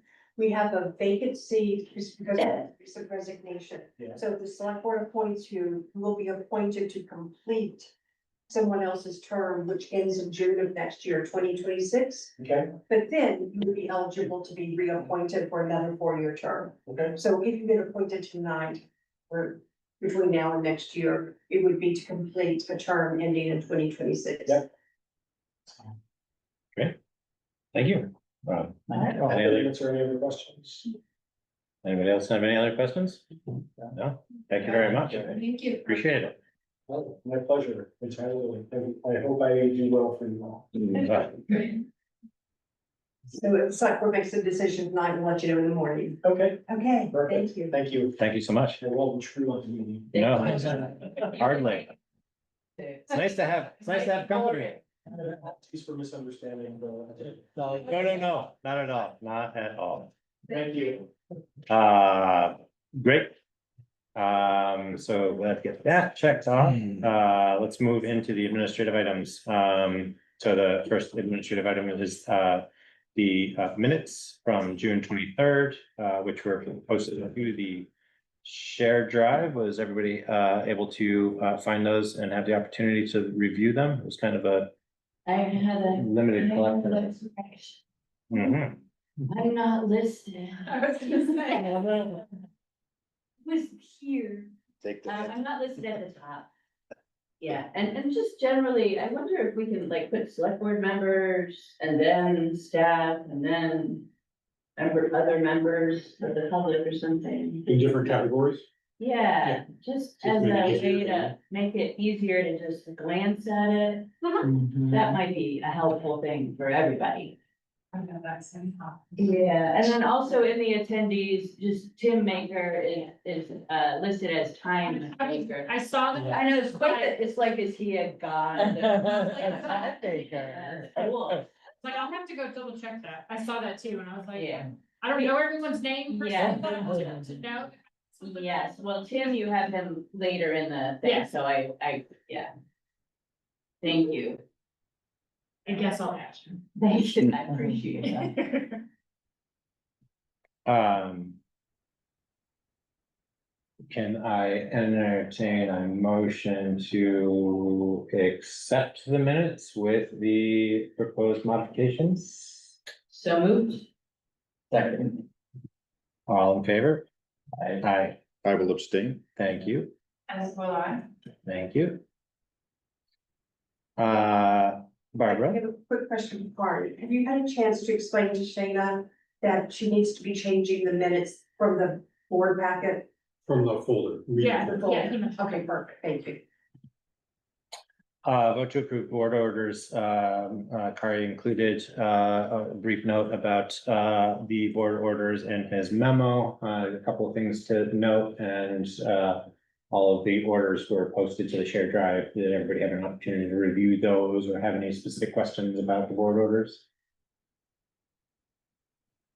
This is the last of the 3-week breaks between meetings. I did send out the Woodbury Volunteer Fire Department payment because they need it, and also the KS Bank lease payment, the truck, which is one of the large ones, just because I didn't want to miss it up. Right. Both of those approved allocations already anyway, so, yeah, but thank you, Kari. Then I get a motion to approve the board orders, as posted to the shared drive and to sign them. So moved. Second. All in favor? Aye. Aye. Thank you very much. The sign previously adopted appointment policy, so we adopted the policy conditionally with a few specific edits to some verbiage, which Christie's very graciously included in there and then recirculated. Was everybody comfortable with that language or need any further discussion before we motion to entertain a motion to ratify it? Ratify or sign it? We'll just sign it. But there's no signature lines. We maybe don't need to, do we need to sign it? I mean, do we have a requirement? Policy? Keegan?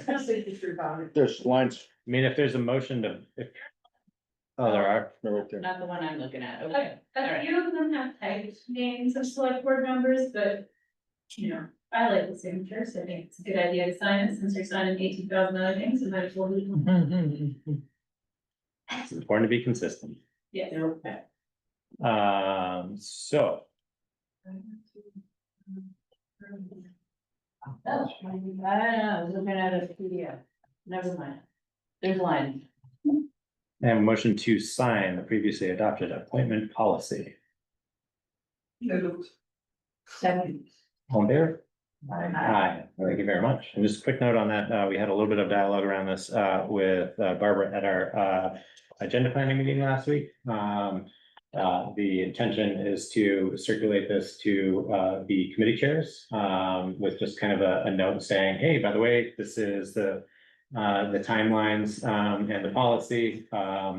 And also to invite some input on special requirements or representations that that those boards might like to see in consideration for potential candidates as a way of starting to kind of organize kind of checklists. Barbara shared a board matrix that she has experience working with another organization, specifically in the context of like the DRB, but you know, I don't know that we need something that formal for every committee, but it, you know, I do think it'd be helpful to start kind of compiling a list of and getting feedback from the committees and commissions on what those qualifications may need to be or may want to be, however you want to face that. So, does anybody have any concerns or additions to about that? Yeah, Barbara, Sorry, I'm just standing because of my back, so. please. Just clarification, I was suggesting to not send it just to the committee chairs, but to all committee Oh, members sure. and all annual appointees, anybody who's appointed.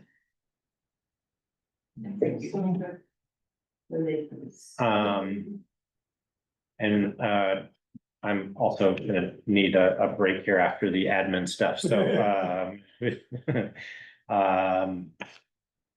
just roll through the rest of these and then we'll take a little bit of a break. The next item is authorize the purchase and signing of the Curtis Pond recreational area.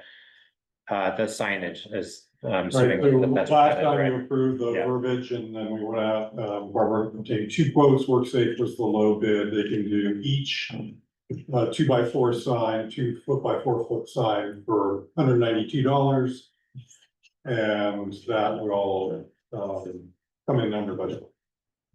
We have 3 identical signs at the 3 locations. So that's the full wording that we had. Yeah. Okay. Is everybody comfortable with that? It's something we've got covered by the budget and I think we're on board with the language, so I think we just go ahead. Swim committee is good with it. Okay. Okay, great.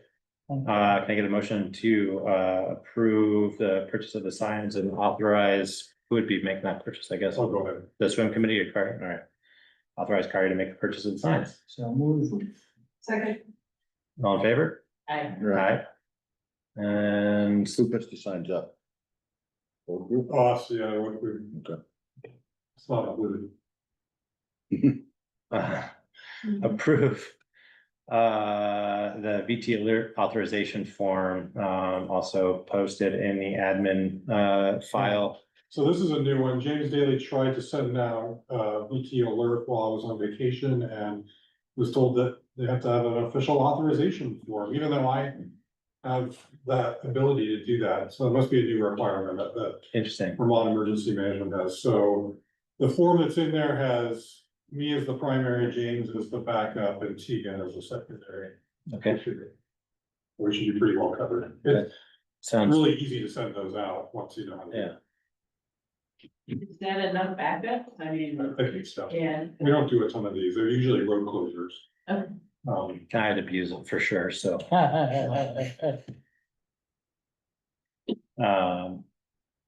So can I get a motion to, Sign it. yeah, motion to approve and authorize me to sign the authorization form for VT alert? So moved. Second. All in favor? All right, thank you.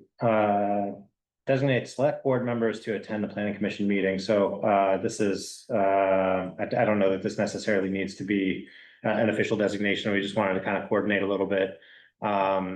So there was a call to coordinate a meeting with either the select board or planning commission on New draft land use maps.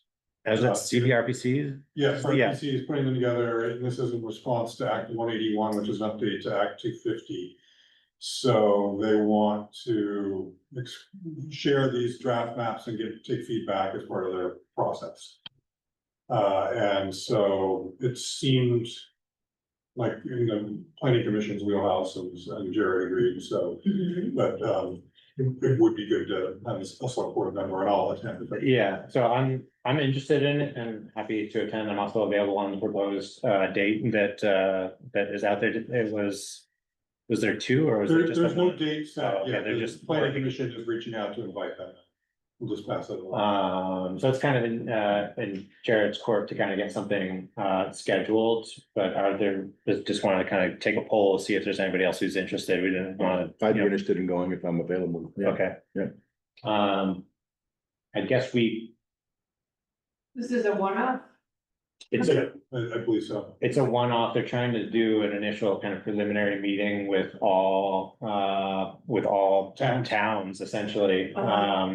And it seemed a little, because they're a short time frame and everything else, it just seemed a little cumbersome to try to do a joint meeting. Shoehorn it into the select board agenda. So there might be a little more flexibility if we let the planning commission kind of own the actual meeting and then have select board members attend. Best practice would be to only have two, I guess. If there's three, we theoretically might have to warn it. Meeting, right? What's that? It's a public meeting. It is a public meeting. It would have to be warned, I guess, as a joint meeting if there were three of us who wanted to attend. Though we would be conducting business and generally that's it'd be like an extra precaution, but Yeah. anyway, we can deal with it later once there's a date. I just wanted to kind of. I think he feels the strongest about it. Yeah, draw straws, last minute vacations, who knows? And if three or more of you want to attend, it's not a big deal to warn it. Right. Yeah. It's easy enough. Don't let that be a hindrance. We'll just pass along the date once we have it. Whoever wants, we'll warn it appropriate. There's general interest, let us know when it is.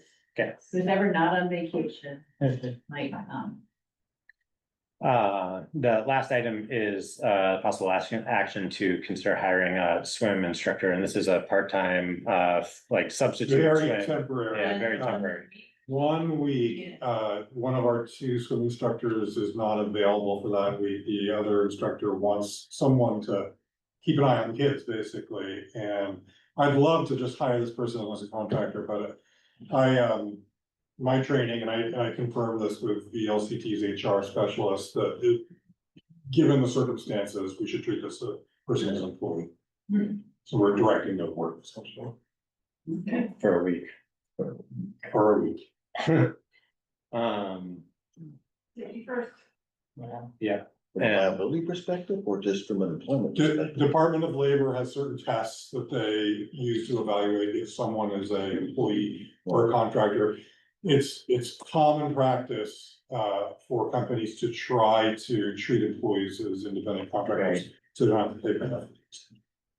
And so and especially in Vermont, the laws or the regulations are tilted in that favor. Treating people. It's not worth it. It's extra paperwork, but it's not. Is everybody comfortable with the qualifications of the candidate for the position? We don't know much about them. We don't, they came recommended by the swim committee. And that's, they're running the program, so. Although they're lifeguard, it seems important to have a second person there, so yeah, we should do this. Yeah. So that would be a motion to authorize Kari to hire a temporary employee for substitute swim instructor. Was there a dollar amount? We're gonna pay them the same rate, which I believe is 22 an hour. For a week? Okay. I don't even know how many hours it is. I think it'll be less than 4 days. Mornings. Okay. Mornings. Oh, it's not? My kid is 1:30. All right. I think it was 6 hours. Did you say 6 hours a day? I don't know. It's budgeted. Yeah, it's Yeah. It's instead of. I say instead, yeah. So can I get a For the week motion? of July 28th to August 1. I'll make a motion to hire, Nico Farr. thank you. For that 1 week as a substitute conductor. Second. All in favor? Aye. Thank you, everybody. Let's take a 5-minute break. Does that sound good? This is happening. The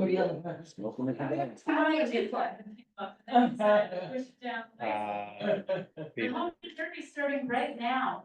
Oh, really? What's happening now? The home run derby, the baseball thing where they all try to hit as many home runs. Motion to adjourn. Oh. Second. Don't test me. Yeah, enough fraternity meetings. All in favor. My question is.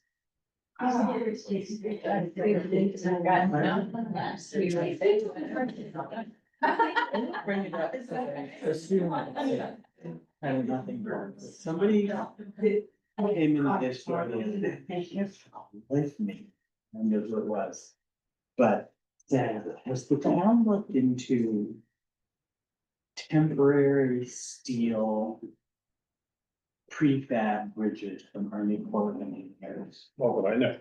And that they had heard of some towns that just went that route, they're considered temporary, but a lot of times they last years.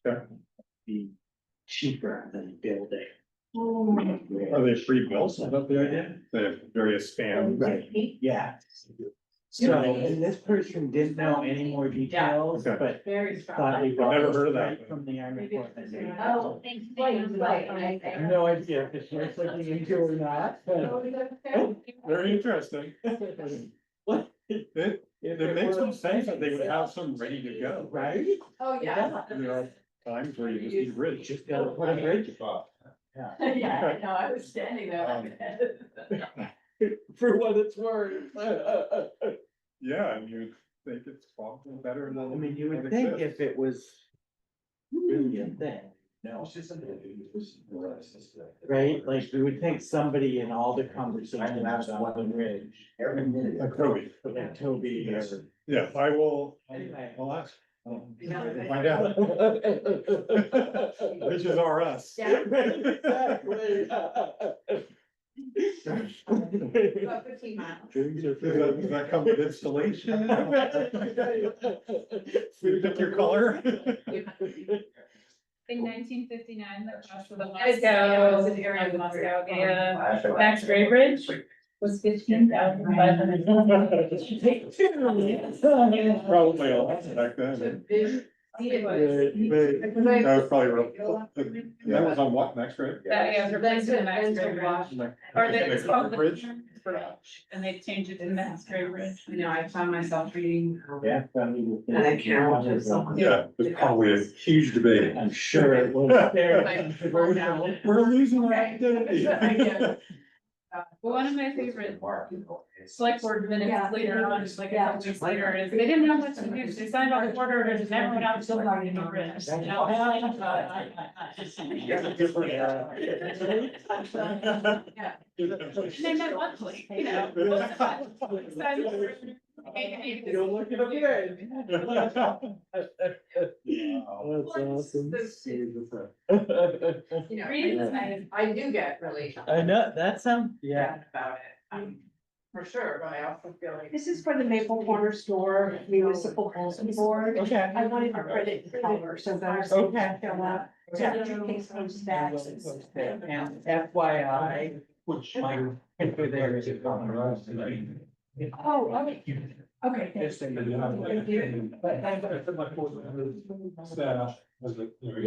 yeah, yeah. Yeah, anything that comes to me in color, I print it in color. Thank you. Okay. I think that's what she has in house. We should know that. Christie, you suggested completely different sections for select board members, staff. Yes. Just putting them in that order, like select board members and then staff and then everyone else. I'm sure. Yeah. Whichever state here. But It makes sense to me. Yeah, okay. Right. One of the, Right. one of the things that, Right. I don't know if this makes it different or not, but like, one of the things that I do for one of the other boards that I sit on and keep minutes for is, we just have the list. And then whoever's in it gets highlighted, so then I'm like, Oh. not like typing it out every single time. And also, eliminates the typo, chance for typos, Nothing eliminates the chance. No, for those of us who are dyslexic, it's nice to have whatever tools you. Systems. Yeah. That's good. I know, I was trying to think of this thing. Oh, I didn't know yet.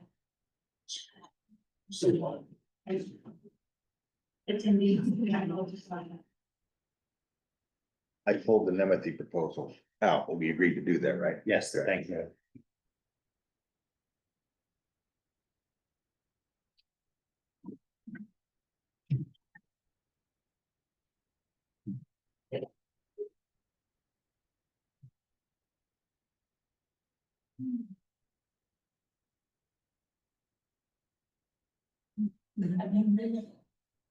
All right. Yeah. Yes. Oh, Okay. oh, should I jump back in? Oh, Issue, yeah, most groups just have the members listed. And then everybody else, it's not too separated, but in what I've seen, that's not how it goes. Okay. Well, I'm gonna do a lot of variations and then everyone can vote now what. Doesn't that work for border? I usually have it here. Are you reporting again? Oh, I never stopped on that. Okay. No. all right. Ooh, hot mics. Great, let's dive back in. So the next agenda item is the review of the recommendation to adopt the dog ordinance and some other related issues. So the ordinance advisory committee had done a lot of work on refining the dog ordinance. We had a opportunity to review that recently, and now we have the final step of voting to adopt, and then it goes through the seasoning period before it goes into effect. Is that a fair characterization of where we're at, Tegan and Jamie? Yeah. Is this the first time the select board is seeing it, or the second? I have not seen it before. I don't think we brought a draft. It's amazing, you guys did so much work. Thank you for all the work that you did to. It's one that we seem to use often. Yeah, So we right. thought it'd be Right. good to really go through it, find two Yeah. documents. There's a lot of good dialogue. Yeah, it looks like there were a lot of thoughtful changes made. You might have a question, so. Why are we adding ferret? That's part of the state, it's in state statute, it's one of the, Emily pulled the language state from the statute. Discrimination against fair. But we, it's the cats for that. It's the only place a cat or ferret is mentioned in that definition. It seems odd. But you're saying because domestic pet is defined in state law as dog, cat, or ferret, then we use the term domestic pet in our ordinance? Maybe we never do. I don't know, we did. I don't think we did, and we never used it. It just. I don't know, it jumped out to me. Yeah. It's not a pet statute, it's a dog statute, ordinance. Well, we do mention when other pets get attacked, but I think we just refer to domestic animals, because that have livestock and things, no? Oh, another domestic pet being a cat. Exactly.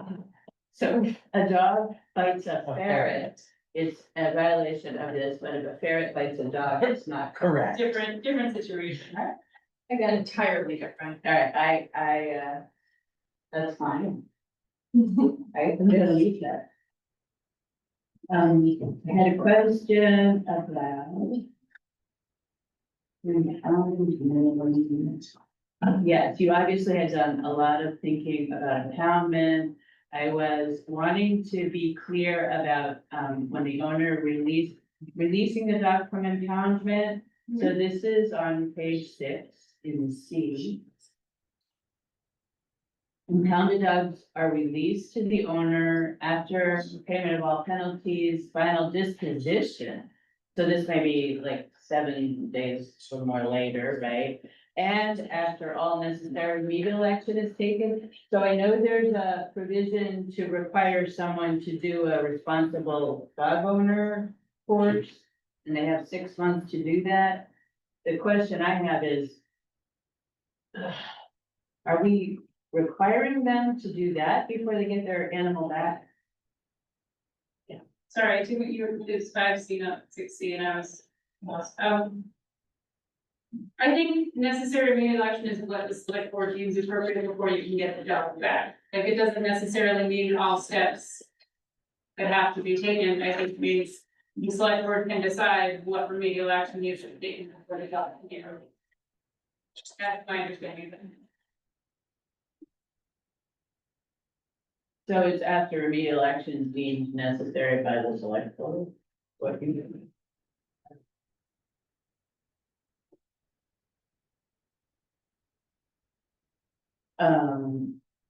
Yeah, so then they only have 10 days to do all those things and get the dog back. The reason being it's expensive to impound a dog, and we're not gonna. And one of the things they have to do is pay for all the costs, right? Yeah, it's in there. Not to bring up sore subject, but as with horses, you don't wanna be sitting on an Right. animal forever. Right, so that's a good, I mean, I thought those were all good improvements and it's pretty clear. And I imagine if the remedial actions are significant enough that they need a longer duration of time, would select board be able to Make an adjustment. make an adjustment to that timeline relative to the remedial actions, but at least if they're remedial actions that are more nominal in nature, then at least we have a 10-day timeline to hold people to.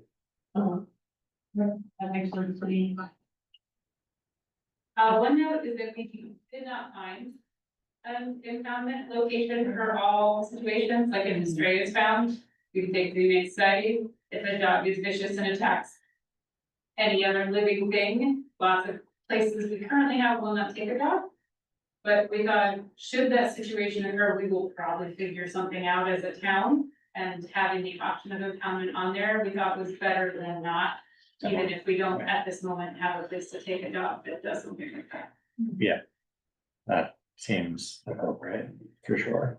Cause we called around and talked to other towns and looked at other towns' ordinances and Buffy and I put our work in, but we didn't find anyone. Yeah, so what are other towns doing? I guess they're not coming across this situation. I mean, there was a note in the records that I found. I don't know how many years ago about why don't we just put a cage next to the town garage and call it a day? That's my vote. Probably can't do that anymore. There's probably other reasons that's not the best idea, but. Put it next to East Montpelier's garage then. Yeah. Regional Joint Committee on Impoundment.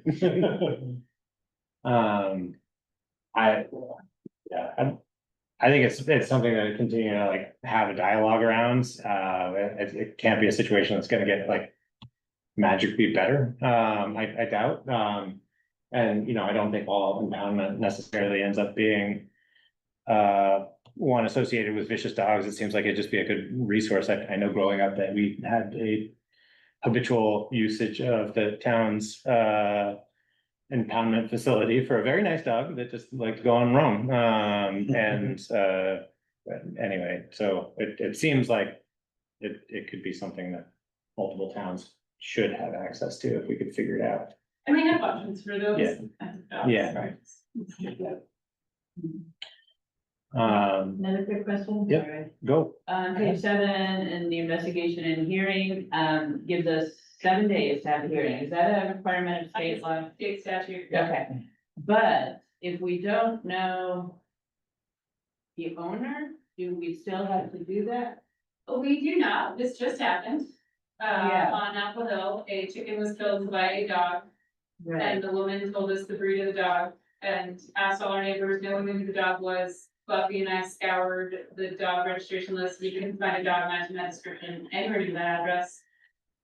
And I had to tell her we couldn't proceed, because we can't have a hearing for a dog that we And identify. can't identify. It could have been somebody there, an Airbnb there for the week, it could have been Right. somebody here at a pond for a day, like there's only so much we can do, so I have her complaint in the records.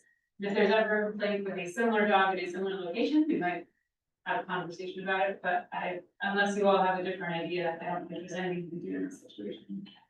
That sounds pretty appropriate. Yeah. Yeah, so we may wanna say that in here, that, I mean, we received a complaint, but we did not have a hearing because the dog and owner hadn't been identified. So within 7 days from receipt of a complaint that identifies the dog and its owner, I think it should be in there. Otherwise, we're in violation of our own ordinance. We don't wanna do that.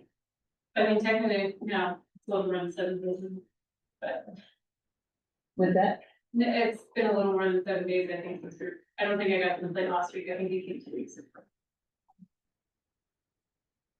But yeah, I can change the language on that one and bring you a clean draft. that would make sense. But yeah, you guys, this is an amazing rewrite. Thank you. I like the new chart. First, second, third, subsequent. I like the 36 month.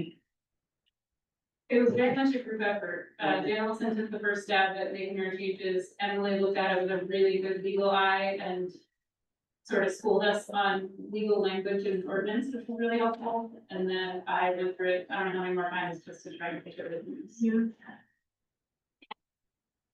Great, thank you. Thank you. So, most appropriate then to approve it, consider approving with the changes next time, or Prove it. or, yeah, approve it, assuming the changes and get the ball rolling. I would like to do that. Okay.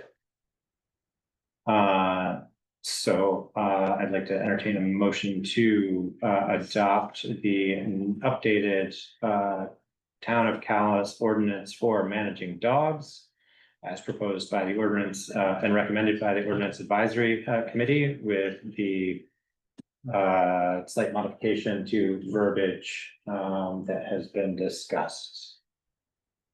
So moved. Second. All in favor? Aye. Aye. Thank you very much. Thank you, ordinance advisory committee. Thank you, Tegan. Thank you very much. And I will be on vacation in 2 weeks, so. Enjoy vacation. Thank you. Can anybody else come? We all. Not any. I got it.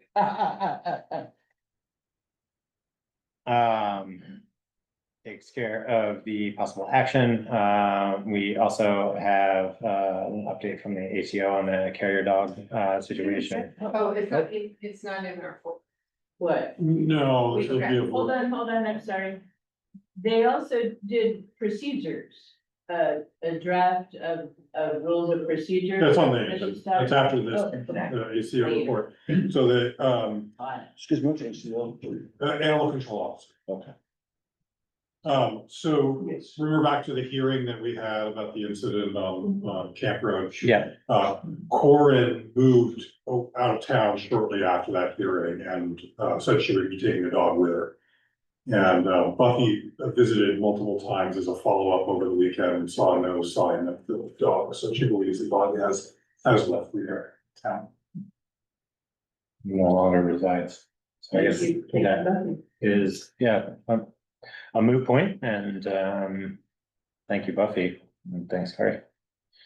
So then the rules of procedure, Yeah. so that, coming out of that meeting, it seemed like an opportunity to standardize how we handle those hearings. And so, what's in there is based on East Montpelier's policy, and then one of the nice things about it is that the parties get a copy of these rules ahead of time. No, that's good. It's also probably a good practice just to read through them, have the chair go through them at the beginning, so everybody knows how this is gonna proceed. Right.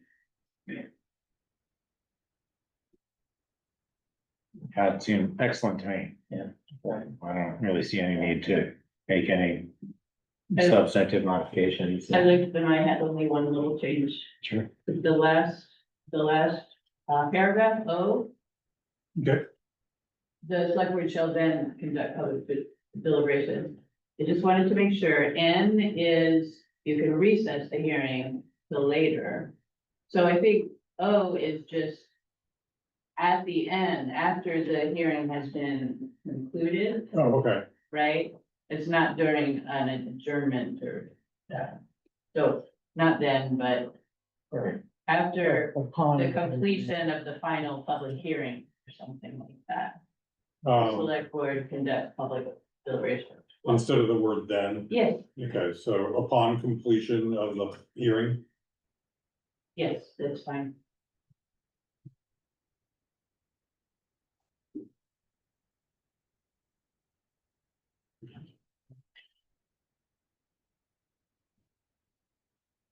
Can't remember if it had to be public deliberation or if we went into executive session. and It we- says may vote to enter deliberative, right? Yeah. Yeah. Shall or may, Shall, yeah. so maybe it's may conduct public deliberations or may vote to enter deliberative session. right, that makes sense.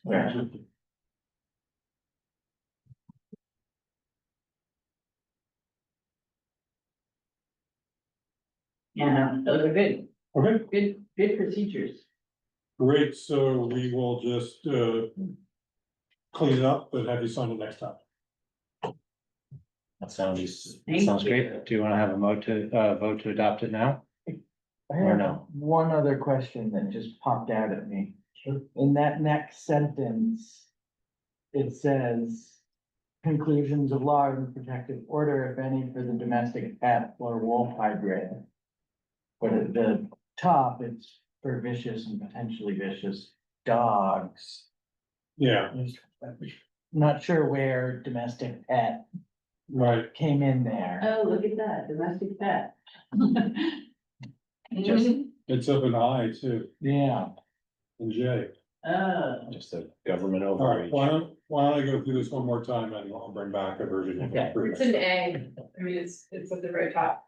yes. Yeah, it's a, And then it says domestic. Oh, yeah. it does in all of them. So Yeah. the title, vicious and potentially vicious dog wolf hybrid is, those are the words you wanna use throughout, I guess.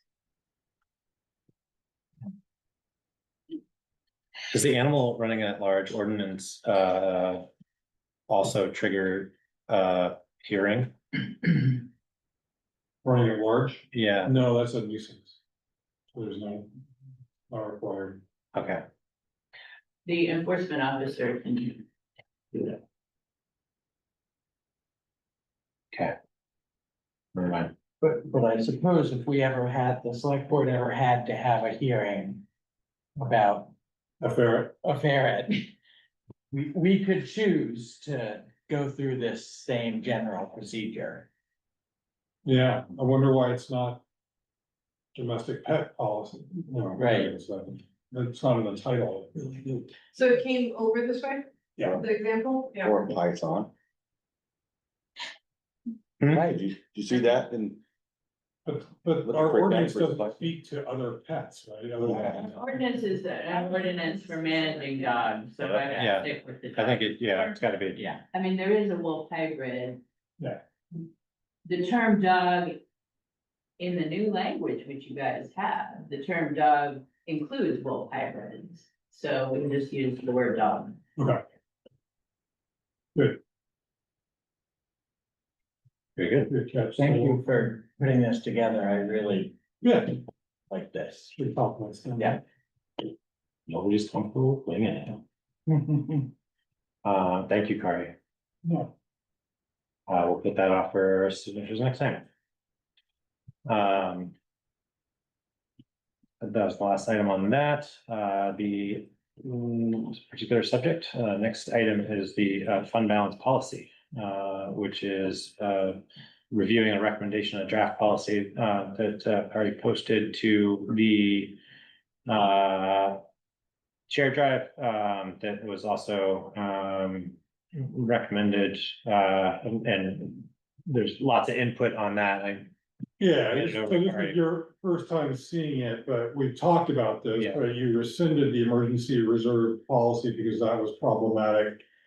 This seems to be the current thinking about a way to handle a rainy day fund, and it's recommended actually by the Government Finance Officers Association and by the LCT. I first heard about this from their finance specialist.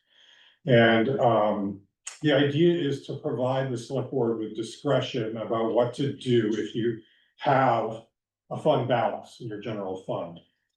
And this policy would allow you to retain or spend a portion of that.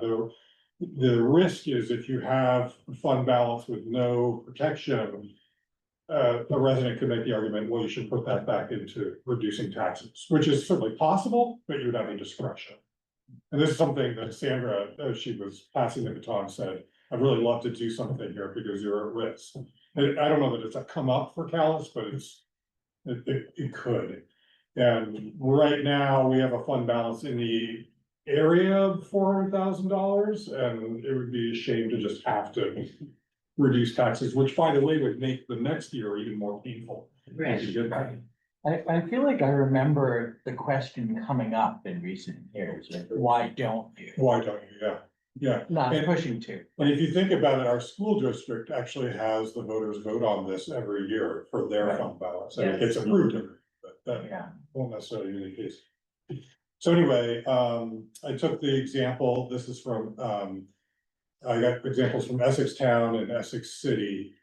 And then I found a bunch more examples online, mostly from upstate New York, that were very similar. So obviously there's a template out there that people are using. The one difference is I bumped up the percentage, so this is the threshold, the amount is based on the general fund operating budget. And I bumped it up from, 10, 15, 20% I was seeing to 35. I thought about it and, just given, you have to think about what's your maximum vulnerability, and for us, it's like all of the roads, so it's way beyond this. In other cases that you would think about, like what it would cost to replace a roof or a, heating system or something like that, but our vulnerability is so widespread. It's somewhat arbitrary, but 35% seemed reasonable to me. Given our liability, especially from flooding, and as Jordan mentioned, the attorney has reviewed this and our audit firm.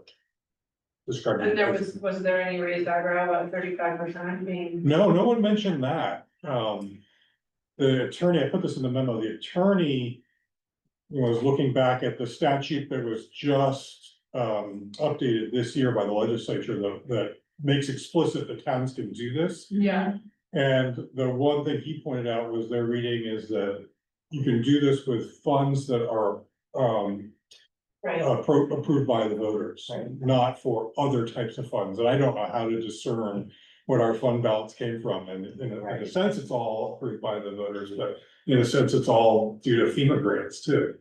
So that's something I'll clarify with regards to this year's fund balance. But I still think the policy is useful. Absolutely.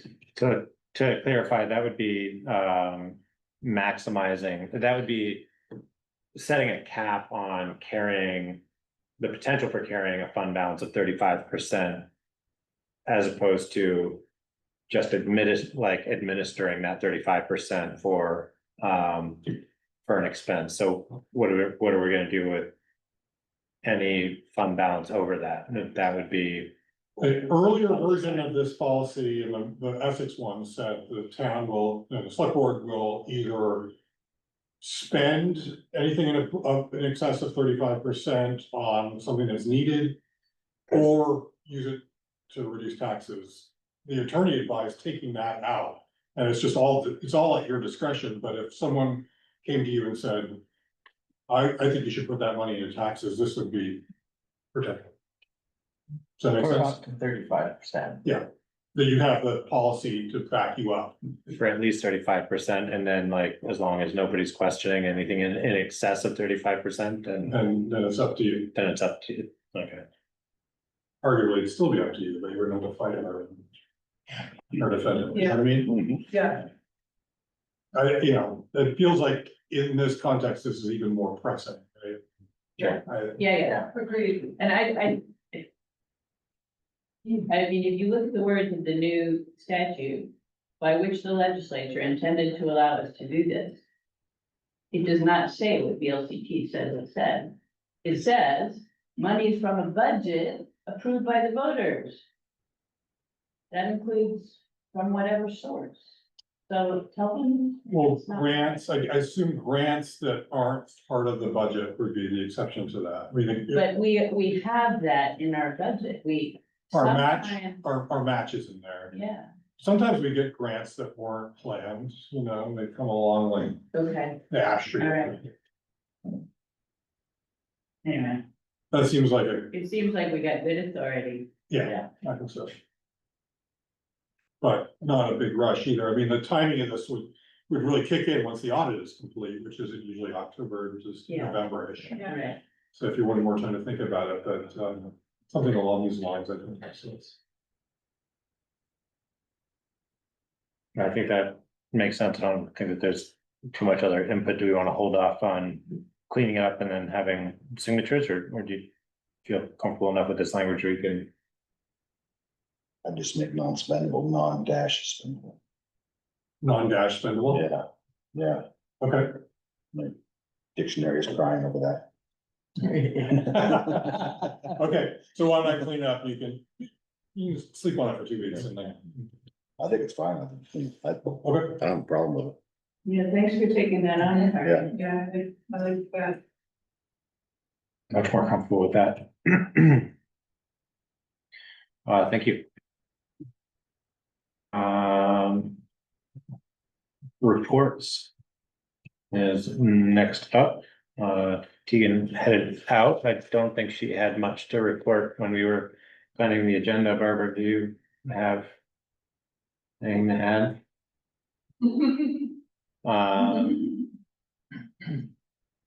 Or is there anything, oh, We finally have registered the last dog.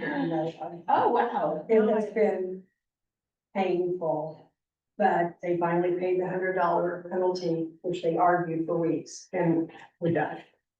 Congratulations. Yeah. It was not pretty, but it's done. Good, thank you to Barbara and to Buffy too. who worked on it. It was a lot of effort for all of us. did you get a deposit on next year or? Yeah, really. Oh, thank you, Barbara, for staying with that one. I know it was painful, but glad that was able to get resolved. Just a couple of things. Yeah. Sarah Black finished her inventory work and the data is actually pretty positive. We have 1,362 segments. That's 100 meters of road roughly. And 660 of them were inventoried because they were close to water. And of that, only 32 do not meet the standard and 37 partially meet, which is okay. That shows improvement over the last time it was done. So we're compliant with the inventory requirement, got that done a year early. And after I get this warrant, I will, I'll just finish up the grants so we can get reimbursed. Awesome. And let's see, we talked about the meet and greet on Thursday. And then in the memo was a primer on property tax calculations. That's a decision you're gonna have to make at the next meeting, so I wanted to preview it for you. It's not super complex or anything, but just, as Sandra said, it's indelible. So, and, you know, you don't want to be the town that ends up in the paper. So anyway, if you have any questions, just let me know. I'll be working on that in the next 2 weeks. Does anybody have any other questions or reports at this time? No? All right. Well, I'd like to pivot to some dialogue around the town administrative performance review process. Which Harry does everything himself, including reviewing himself. Establishing the timeline for reviewing himself, which is, all kidding aside, our responsibility. And I really appreciate Kari, you know, keeping us kind of apprised of setting this, this practice. It's a new role, obviously, and one over the years that was intended to have pretty regular check-in and review relative to capacity, skill set, and town needs. So we just want to kind of continue to have a dialogue around what everybody feels that process should look like, and whether or not it needs to be as formal as setting an assessment or review on an annual basis, or do we want to work on defining like every other year more formal kind of review, but have at least an earmarked intermediate. I think annual, personally, I feel like, you know, checking in with folks annually is really important to do for a number of reasons. But especially as we're, you know, looking at the roles and responsibilities of this particular role and the handful of other responsibilities and roles that have been tacked onto it as well. And how we go about doing it, how we want to define that. Last year, Kari and I met kind of just initially to do an informal kind of check-in to see if there was anything that needed to be addressed or concerns that needed to be raised, which I think was helpful. And then there was kind of the performance evaluation that Kari had kind of prepared relative to the punch list that we had initially defined for the role, and then took the feedback from the initial meeting, informal meeting, in with the performance evaluation, and had a chat under executive session as a select board about it, to entertain any feedback that had to be addressed. And that was the process. But do we want to take the opportunity to define something more specific, or timeline that's more specific? Especially for me to be held accountable for. Well, you're talking about alignment with the fiscal year. Right. That would be my recommendation, just because it makes a certain amount of sense. So it's also like a quieter time of year. If we can get this done Yeah. before July, Yeah. I think it would help everybody. Yeah. And you know, there's all different ways to do it, right? You can do 360 evaluation, you can have it be more goal-based, like we haven't really defined goals for this position. Maybe we're ready to do that better, but you know, it's really about the process, right? Just having conversations about expectations. And for me, it's about keeping Kari happy. Yeah, right. Because Whatever it's, you want. pretty clear to me that that serving in this role on the as chair, but also just on the board in general, is easier, and I think closer to being an equitable opportunity for broader representation within the community. It's like it's more accessible and organized. I think we've moved in a really important direction. And a lot of that is relative to the skills that Kari in particular brings, but the role itself. To make sure that we're regularly checking in on that. You have time to think about the future versus it being in reaction mode all the time. Yeah, and just That's a make good deal. informed decisions. I mean, Yeah.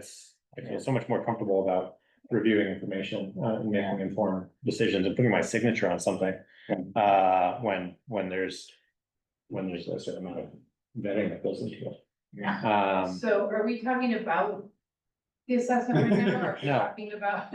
No, just the importance of establishing a process for it. We appreciate Kari, there's no question, but, I don't wanna miss the opportunity to say Yeah. that. I would just say, I was gonna say 360 also, but only in the context of, like, in a 3-year cycle or something like that, we might do something like that, but nothing Yep. immediate. And the self-assessment, I think, is really helpful to do the self-assessment first and then have, input from others, that, you know, this, like the back of your hand. So just to give the person an opportunity to have a moment of reflection on how things are going. If there's not, you know, and the job, and reviewing the job description, is it what you're doing? Right. Right. Yeah, that's the key issue. Yeah. Is it what you're doing, and are we naming what you're doing? And, do you feel supported to get it done? Right. You know, And that was the focus last time we did it. And what was that, the first evaluation in October? It was. Yeah. Yeah. And I think the idea came up then too, about like a bigger one every Other 3 years. years, or 2 3 or to 3 5. years, or whatever. Yeah. And then sort of a scaled back version on the off years. So you. And you're making a request, Kari, that we do it before October, I think, right? To align it more with the fiscal year. My recommendation would be to, whatever you do, try to get it done in the spring before July. Obviously, we've missed that already, so. Right. So maybe. Really, this is about creating a system Right. that Yeah. will be used in the Yeah, future. Yeah. So that's probably the most important thing, whatever the timing is this year, but I think this idea of like, do we want a 2-year or 3-year cycle, that's a really good idea. And then where does the 360 fit in? Reviewing the job description, all that makes sense to me, so.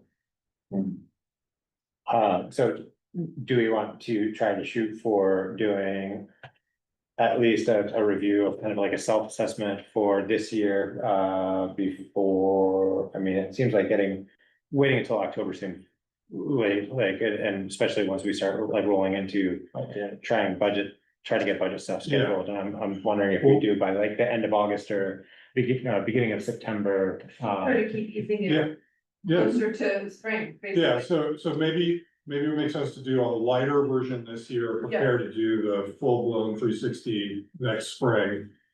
And we'll start with a self-assessment and have a conversation and. End of August. Would you recommend every 2 years for 360 or 3? I think. I don't really know. I mean, Yeah. it's so small, everything's so small. You know, You want any questions? It's necessary, to be honest. Yeah. But, there's a scenario where we could, involve others so that. I'd be really curious to hear what the road crew even thought about that. I mean, you could, if it's so small, you could, like, one of you could go talk to Right. John and Tyler. And anybody else you want to talk to, it's- Yeah. Yeah. it doesn't seem as formal as other places that worked. It does make sense to me to get feedback from other people, especially folks that report to the town administrator. Yes. But peers to like Barbara. and Yeah. to you. And would we take the opportunity, like, the road foreman role, I think is kind of a little more gray, and where those lines kind of cross over with but there's also the treasurer responsibilities, which is, it's almost like a co-role. I don't think we can just like ad hoc add it into the town administrator, responsibilities without calling it formally a treasurer. So the position is admin and treasurer. Yeah. But we're gonna have to include that in there, right? Is that, yeah. All right, so we wanna try to target a beginning of September, first meeting of September, End of August. yeah, end of August. Scooching it forward. Yeah. Okay. So I'll prepare a self-assessment by that last meeting in August and we'll plan a discussion.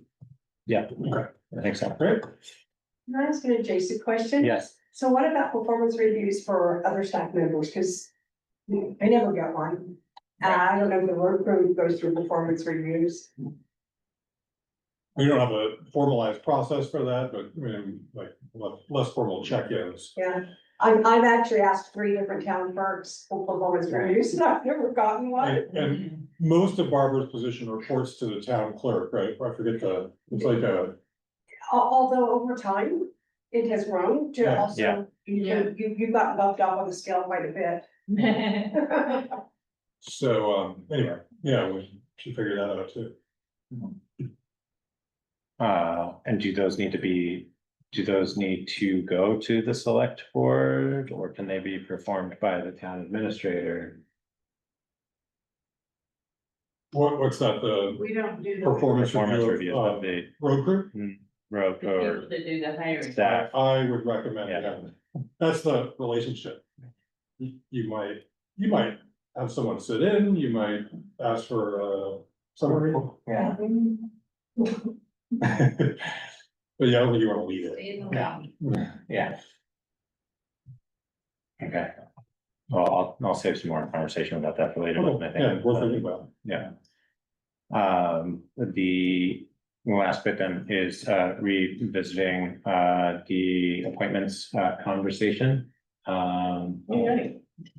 So I guess if I'm reading Larry's input there as he was walking out, he was kind of withdrawing his recommendation with the exception that Rob showed up, but or at least tabling it. It wasn't like it was pretty clearly that the Rob Kim recommended. I understood it to be more of I'm just assuming that since he didn't show up, you're not gonna do it tonight. Rather than a withdrawal of support. Yeah, I didn't hear. That was my understanding. Well, or if there was a withdrawal, it was based on the failure to Right. show up, and it would have been different if you knew he was showing up. Right. So before we get into any crosstalk, I guess I'll ask if anybody feels the need to go into executive session to have any further consideration or dialogue about the candidates. I don't know. So with that, I mean, I think both candidates show pretty diverse experience levels and I think would be pretty valuable additions to the Conservation Commission. And considering that it's kind of a moot point on which one gets appointed to which particular term, they're both ending at the same time. I think it would be appropriate to entertain a motion to appoint Trey Martin and Rob Adams to the Conservation Commission. For the 2 open seats. All in favor? Aye. Great, and with that, we are And Barbara, you'll send, do the thing that Barbara does. do your thing. Thank you so much, Barbara. Thank you. Does anybody else have anything else? No, Look at the clock. Look what we did. 5 minutes early? Oh, we have 5 more minutes? Well, in that case. yeah, I don't, You did, Kari, go over and look at the brook again, or the stream, right, or whatever. I did. Right. I did. Is that anything we wanna spend time on or no? no, we put it in the agenda, we put it in the memo and took it off of the agenda, so we can take a break for a week. No, I'm just kidding. So I'm next. And Stephanie asked about it, and I said it's not on tonight. Oh. I did let her know that I went and saw it, and I was surprised that it not really all that accessible, even despite what the road crew did and removing the pull off and creating that. So if I wanted to go look at it, it would be, How to describe it, I didn't take so maybe a mile from, Route 14. And it's in a bend of the road, I can show it to you on a map afterwards, I do recommend going taking a look Yeah. at You're it. facing it, it's up to the right, correct? Yep, it's off to the right, it's where the road starts to bend back to the left before it straightens out, It's on the right if you're headed toward Route 14. yes, thank you. Keegan Brook is on the right if you're heading Oh, into yeah. town. And, Where on what side of Yeah. Right. it goes Yeah, back sure. and forth. yeah, It's at maybe a quarter of a mile past George Road. yeah, that's a good landmark, yeah, Yeah. Thank you. maybe I'll put a, It still looks like a place that you go out. It looks Yeah, like, so it still kind of looks like a pull Yeah. off. Okay, Or it looks Does like it could be. yeah, it looks like it might have been. Right. that was Dale's point of view, the landowner, Dale Furia, he thought, well, there's plenty of room to pull on. But I don't know if the town wants to take that, I don't think it does. Yeah. Yeah, but we'll leave it there, I guess. Yep. Well, thank you, everyone, for contributions and participation. Move to adjourn. Or I'll just declare it adjourned. There you go. Do that too. We're adjourned.